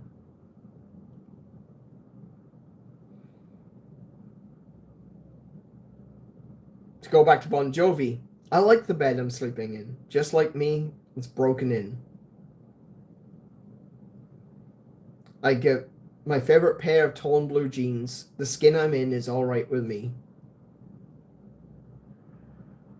I'm not old. I'm just older. there is philosophy in those songs, and on that bombshell, big thank you to everyone for watching me this evening. I hope you've enjoyed this stream. We've talked about a few things. I've kept you up to speed, or trying to get you back up to speed with everything that I have been doing. I hope that we can get back to doing regular streams in the very near future. If you have enjoyed this stream, please do consider leaving a thumbs up to let YouTube know that you liked it, and leave a comment at the end to let me know that you liked it. I always love to see your comments, and when I do see them, I try to respond to everyone. So say hi, say hello. Big thank you to the people who have joined us tonight. I've seen that there were a few new subscribers. If you haven't subscribed already, do consider hitting that subscribe button. We will be getting back to streaming as soon as is possible. We'll be finishing Final Fantasy X. We're going to be playing Monster Hunter Wilds. And then next month, when the Nintendo Switch 2 releases, we're going to be playing Breath of the Wild again. We played it when my first game I played on this channel was Breath of the Wild. And I didn't do a good job of it. It was a terrible job of it. I did the whole of Breath of the Wild in like 8 episodes. It was trash. And the only reason I was doing that was because I wanted to speed through it in time for Tears of the Kingdom. But with Breath of the Wild now coming out, it's going to be in higher resolution. It's going to be on the Switch 2. It's going to be running better. It's got all the DLC. We're going to play through it. We're going to give it the attention that that game deserves, because it deserves a lot more than what I gave it at the time. So once again, a big thank you to everyone. Again, I hope you've enjoyed tonight. Like, comment, subscribe, that YouTube junk. And if you want to keep up with me, I am on all forms of social media. Well, all the main forms of social media. You can find me on X, you can find me on Blue Sky, you can find me on Threads and Instagram. Links are in the description. You can't see me doing that because I'm doing it off screen. There we go. Links down there. And of course, we have a Discord. Now, I do ask that if you join our Discord, that you be 16 or older, because we did have a little bit of an issue just recently with someone being too young on the server. So I have had to make some changes there. But come and join us over on Discord if you are 16 and older. Well, thank you for coming. I hope I've been informative. So be good to yourselves, be excellent to each other, play more video games, and until I see you, I wish you all peace and high scores. Good night, everyone. I still don't know how to turn this off. That button? Ah.